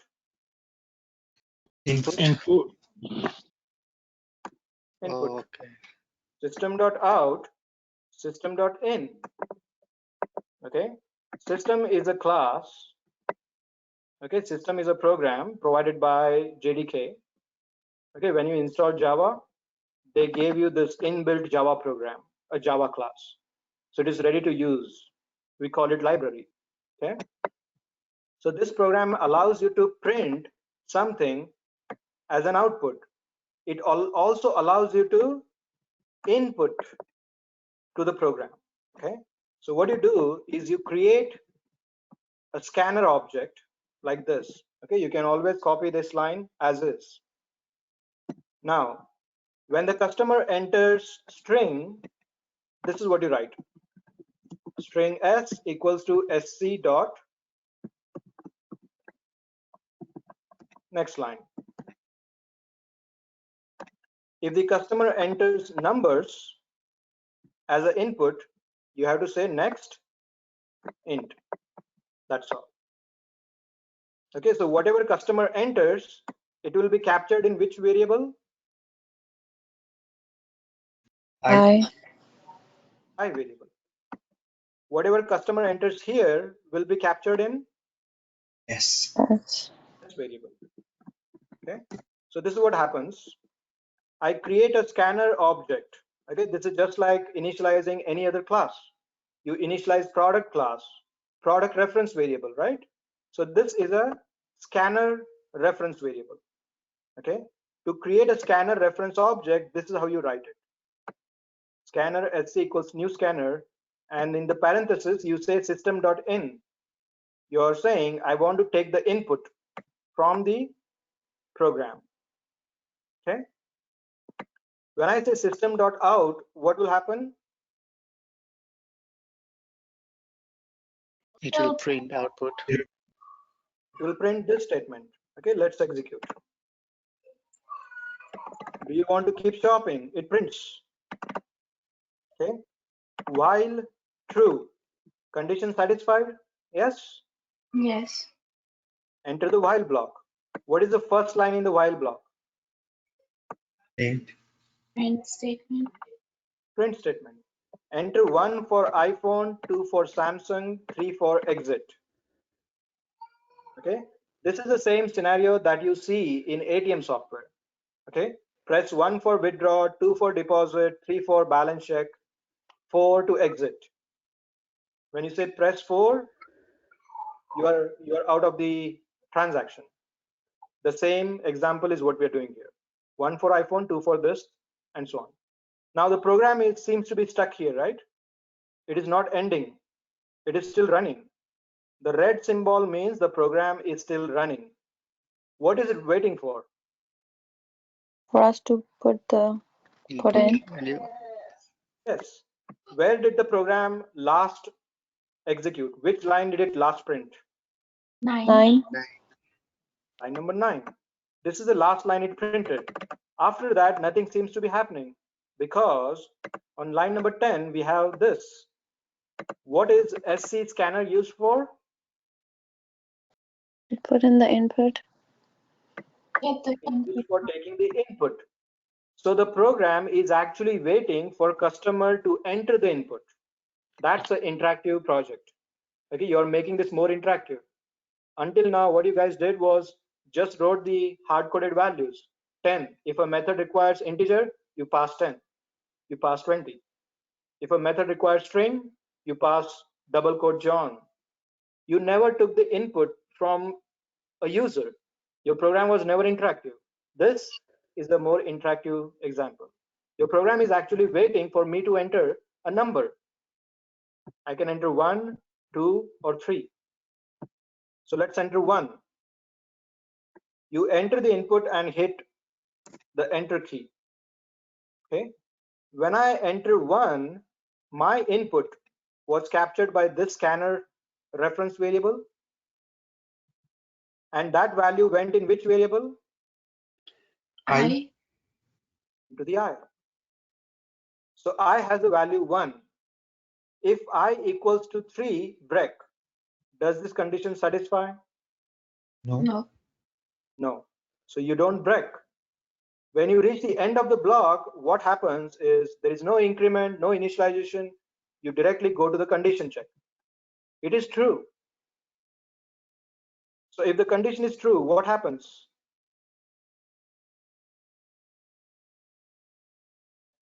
The break, it will Starts follow the again. program. You enter Then it again. prints the number 9 again. Yeah? Okay, it is again printing the first line, line number 9. Enter 1 for iPhone, 2 for Samsung, 3 for exit. I will say 2. This time my input 2 was captured by this I variable. This did not satisfy either. So it went back to the beginning and checks the condition. It's true. It enters back again. 1, 1, 2, 2. Now, when I say 3, the value is captured. After this line, the value 3 is captured by the I variable, and this condition will satisfy. So what happens next? It's gonna break. It will stop. Will break, and you come right here. Okay, enter 3, hit the enter key, and the program Stop there. Stop. terminates. Okay, your program ends. Until you hit 3, it never broke this loop. It kept on going. Enter 1 for this, 2 for this, enter 1 for iPhone, 2 for Samsung. Keeps repeating. So a typical while loop looks like this. There is no increment. There is no initialization. All you have is a Boolean. Okay.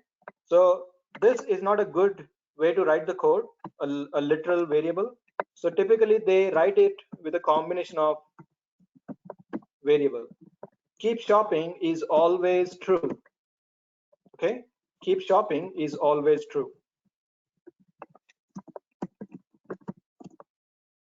All right. If you don't want break, this is what you can do. Let's see how this might work. There is a Boolean variable keep shopping, and the value is true. Execute. You start from here, from the main method. Print, do you want to keep shopping? Done. We have a keep shopping variable set to true. The while condition is keep shopping is equal to true. Did this condition satisfy? Is keep shopping variable equals to true? Yes. Yes. Condition satisfied. So you enter and print here. Now the program is again waiting for me to enter a number 2. When I enter 2, I variable captures the value, the input 2. So is I equal to 3? No. No. I is equal to 2. This condition fails. So you skip this part and you go back to this. Is keep shopping still true? Yes. Yes. So you enter and print this again. Now it is waiting for me. This time I enter 3. So when I enter 3, I variable has the value 3. What happens next? Keep shopping will be false. Keep shopping will be false. So when you go back the next time, is keep shopping equals to true? What happens to this condition? Is it satisfied or not? It will be false. It is false. This condition fails, isn't it? That's when you exit.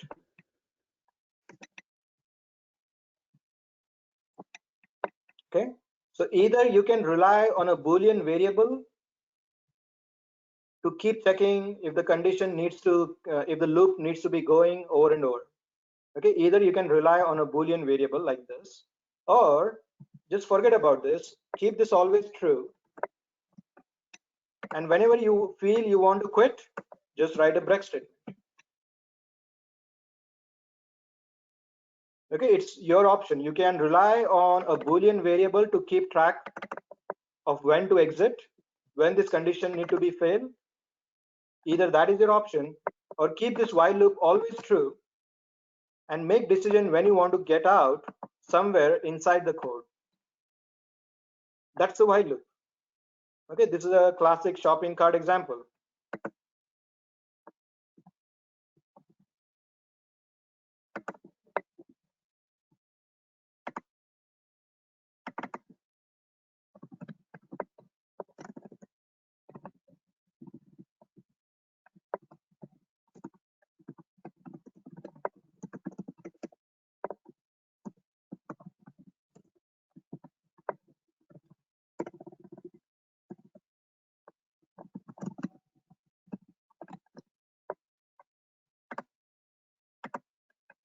1, 1, 2, keep shopping. When you say, I want to check out, hit 3. When you hit 3, you break out of the loop. Then you continue with the total amount and the order status. Okay, this is how typically a while loop used. Okay, there is no increment and there is no initialization. You basically rely on break statement or continue statement. That's all. Okay, if you want to get out of while loop, you rely on a break loop. Okay, if you have initialization and increment, then the best option is for loop, isn't it? It's a very straightforward. This is specifically designed to initialize, increment, have a fixed loop. Okay, you know how many times you're going to loop. I will start with 1. I will increment 1 by 1. So now you know when you start and when you end. This is the best suitable if you know how many times you want to loop. On the other hand, for while loop, there is no increment, there is no initialization. You have a condition check if you want to rely on a variable or just keep it true all the time. Inside this block, you make decision on when you want to exit. Okay, you decide when you want to break. Just like this example, I can just check out after one product, one iPhone, and check out. Or I can buy iPhone and Samsung, then check out. Okay, this is a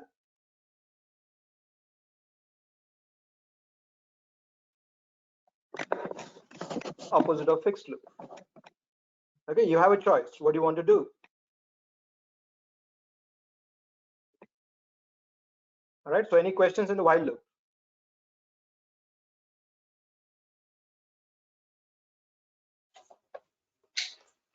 No. What happens if I give a semicolon here?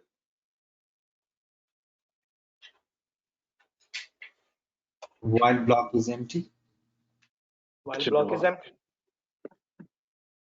Unreachable code. Why is it unreachable?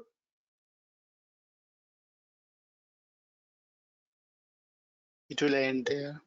It's an empty block.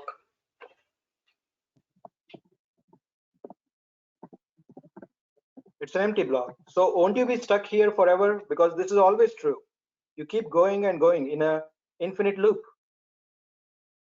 If you keep looping here, will you ever reach this code? No. Unreachable code. Okay. If you want to see an infinite loop example, check this.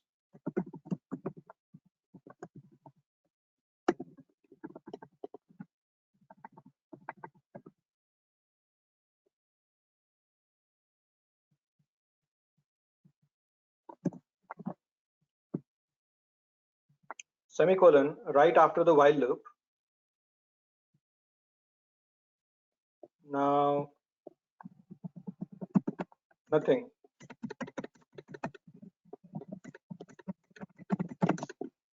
Your program is stuck.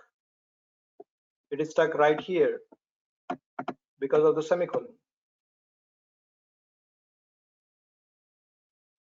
It never ends.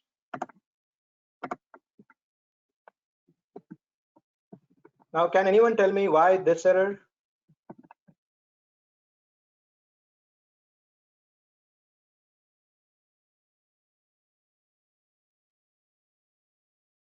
Because there is no loop. There is no loop. Okay, so remember, break can only be used inside while or inside for loop or inside do while. You cannot use break outside the while loop. Now, while loop starts here. If you have a semicolon, where does the while loop end?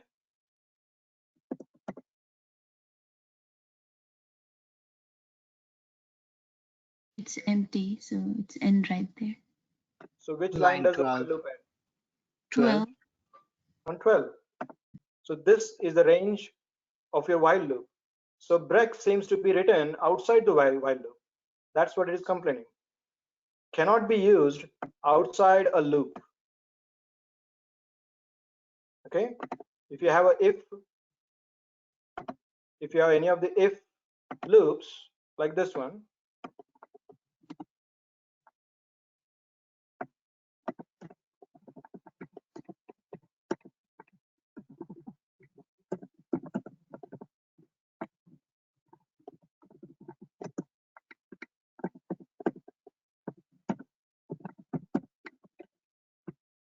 is if a loop?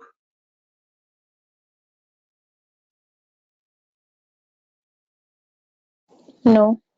No, it's You cannot use break in if or else if or else, because they are not loop. Loop are while, for, and do while. Only in these three blocks you can use break. You cannot use break outside any loop code. Okay, it should always be part of Loop. loop. Okay, break meaning break applies only for a loop. Break the loop. So any code that is designed for a loop, like for, while, do while, those are the only legal places where you can have break. You cannot write break in an if statement, in an if block. Okay.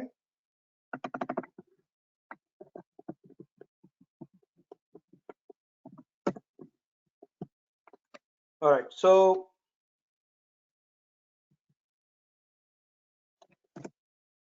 for loop is for fixed number of loops.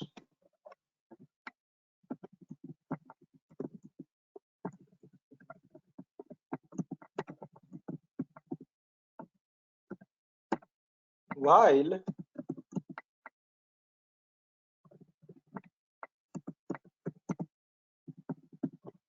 okay, but there is a catch here. In case of while, how many times it will loop this time? 0. 0 is fixed. 0. So I'm gonna go. Keep shopping is equal to false. When you check is keep shopping equals to true, this condition will fail. So while has, okay, if this is fixed n number of loops, n number, 2, 3, 4, whatever, it is a fixed loop. While is the unknown loop which has 0 to n number of loops, meaning there is a possibility that you might have 0 loops, isn't it? There is a possibility that you might have 0 amount of loops because the condition failed. Okay, because the condition failed, you might have 0 amount of loops. For that reason, we have something called do while. Okay, do while is also an unknown loop, but it guarantees 1. Okay, 1 loop is guaranteed. The reason is, in while, we first do the condition check and then execute the loop, isn't it? It goes in this order: condition check, execute, condition check, execute. That's the order you follow. So if the condition fails in the very first time, there is 0 loop, right? That's what this part is. Do while just reverses the order.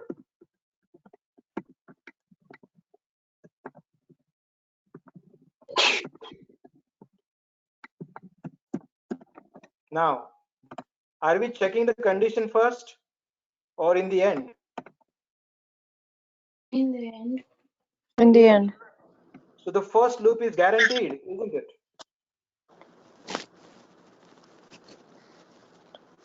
The first loop is guaranteed. In this case, since condition is first checked, you might actually have 0 loop. In do while, the condition check is done in the end. So one loop is guaranteed.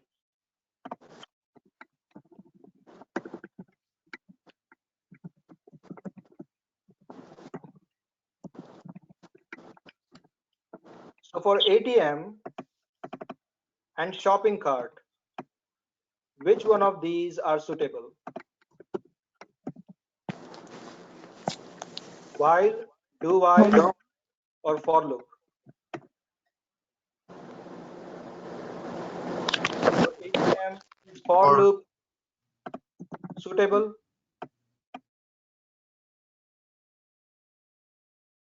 No. No. For loop is for fixed numbers. So is there a fixed amount of transactions you can do on ATM? No. How about shopping cart? Not for. Suitable for that? No. No. Let's go with do while. When does the ATM software ask you, do you want to continue? When we're about to end. Yes. Towards the end of the first transaction, isn't it? Mm-hmm. So the first transaction is guaranteed in ATM software. Oh, You go to the yeah. first transaction, and in the end, after your first transaction is done, then it will ask you, do you want to continue with another transaction? So for ATM, do you want while or do while? Do while. Makes sense, right? The first transaction is guaranteed. The next one, you might want to check, do you want to continue? For shopping cart, which one is suitable? While, do while?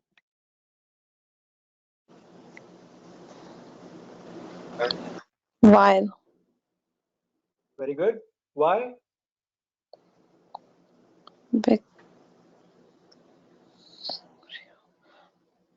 Because even when you don't put anything, it's just gonna give you products. So Right. zero loops is fine in it. Right. So a customer might browse your website but not add anything to the cart. Mm-hmm.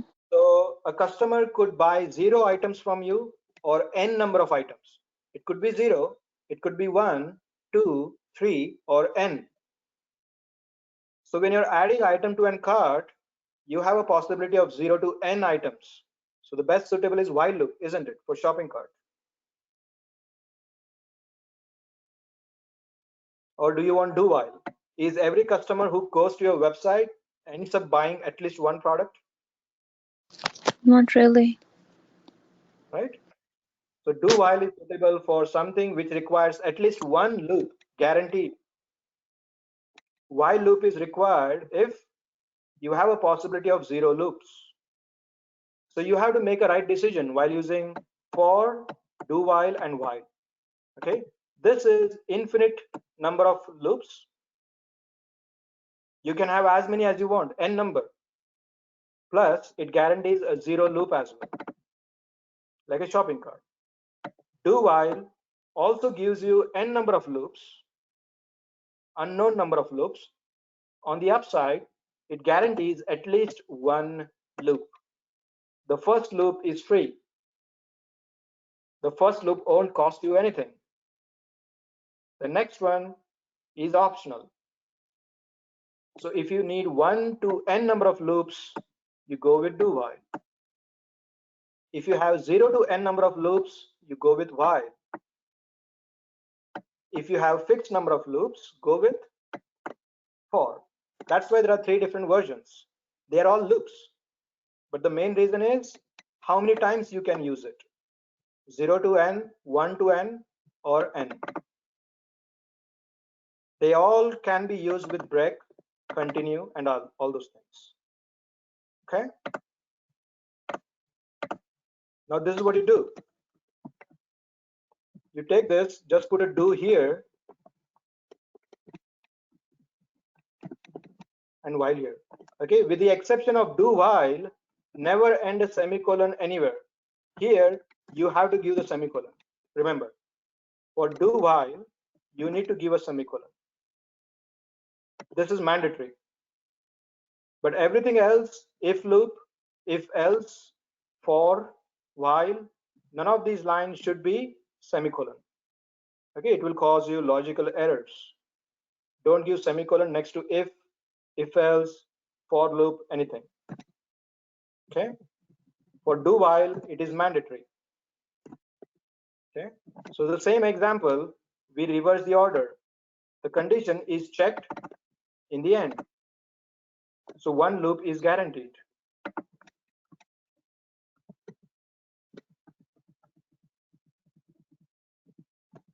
Okay, this is the while loop. If I execute, program ends. Did I get a chance to buy anything at all? No. No. So this had a zero loop. The same thing, I reverse the order. No matter what keep shopping variable says, I am guaranteed at least one. Enter iPhone, 1. I was guaranteed at least one. The first pass is free. The condition check comes later. Okay, that's the only difference. Okay, for loop, you need initialization, condition check, and modification.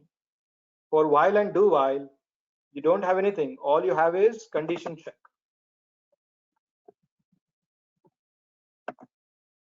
Condition check. That's all you have. And then in the execution, in the block, while or do while block, somewhere you need to decide when you want to exit. Okay, you have to decide when you want to exit. Okay.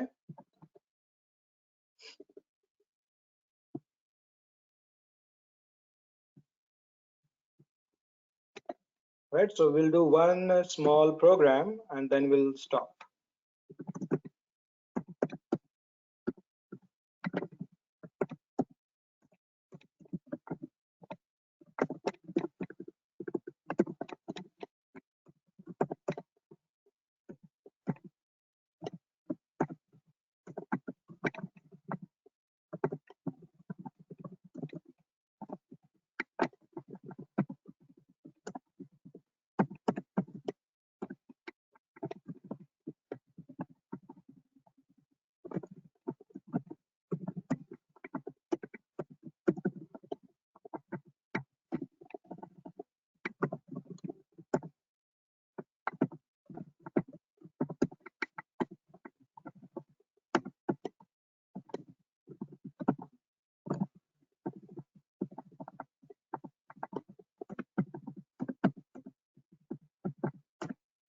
So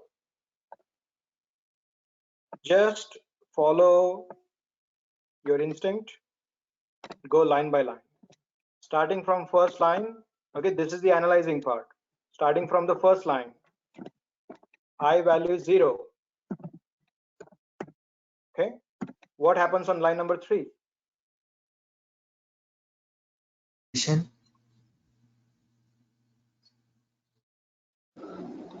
It's wrong. False. This is false.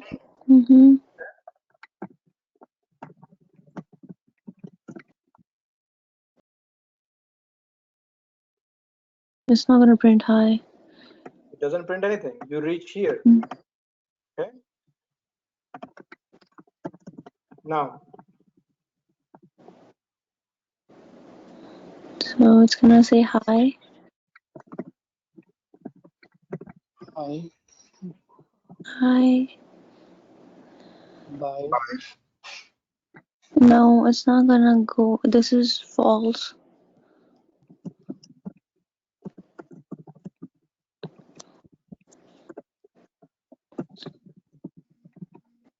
okay. It failed. What is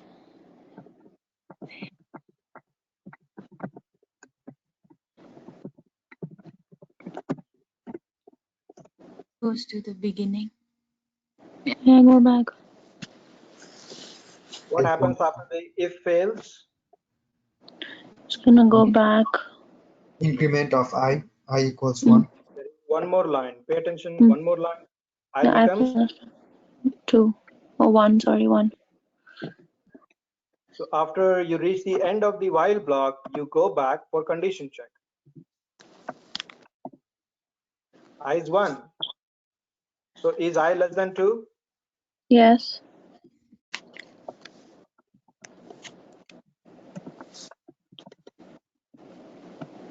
Condition is true. What do you do next? That is true too. That's gonna continue. Print high. Oh yeah, print high. If loop is true. Print by. If I equals 1. Continues and goes to line 3 again. If you continue, what happens? It goes to the beginning. Keep everything. Go to the condition check. Oh, if it's true. It's gonna be for infinite. Oh. Okay, so just a matter of paying closer attention, right? Everything is, you already know every aspect of the program.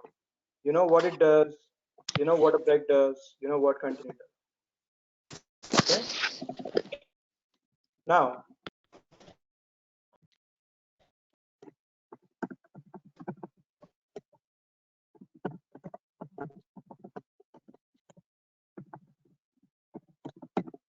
okay, let's try this.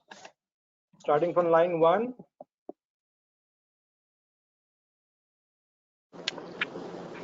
I equals 0. While I is less than 2, it's true. Print high. Then it's gonna increment. I value gonna be 1. Mm-hmm. We print by. It's false. It's false. So it's gonna break. It's false. And it will continue.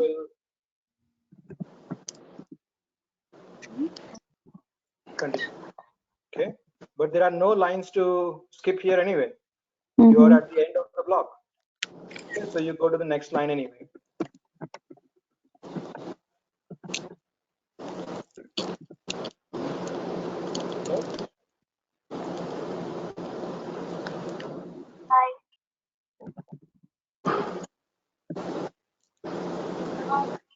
I equals 2. It's false. Print by. Fails. True. Oh, that fails too.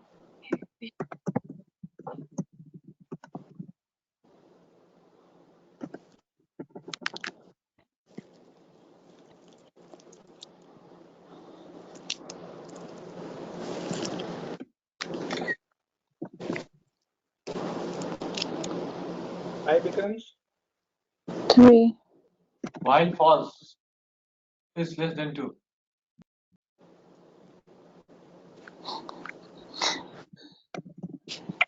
print by. Mm-hmm. Yeah, that's true. So it's gonna break. You're done. Mm-hmm. So output is high, by, high, by, high, by. Isn't the third condition false? Which one? While condition true. That should be false. I is Oh, less yeah. than 2. Oh, yeah. Yeah, this will never go here because I is equal to 2. Okay. This condition will fail and you will basically just stop right here. Okay. Yeah, that is true. Good catch, man. Okay, if it is greater than, let's say, less than 5, then yes, then this will be output. Good. All right, so just follow this simple trick. So write any program that you, any lines that you feel possible here, and just guess the output. Okay, for while and do while, strictly rely on condition checks and a break statement. Okay, rely on condition checks and a break statement. Now if you have to print multiples of phi using while loop, how do you do that?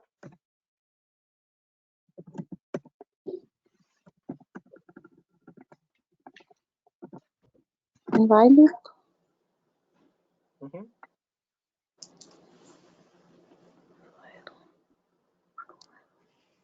While I less than equal to 50.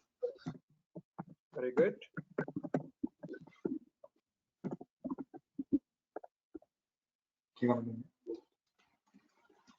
I plus plus. This out I. So we don't want the I equals I times. Very good.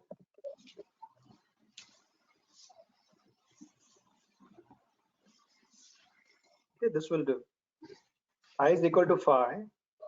I is less than 50. Print I value, it will print phi. I becomes 5 plus 5, 10. 10 is still less than 50.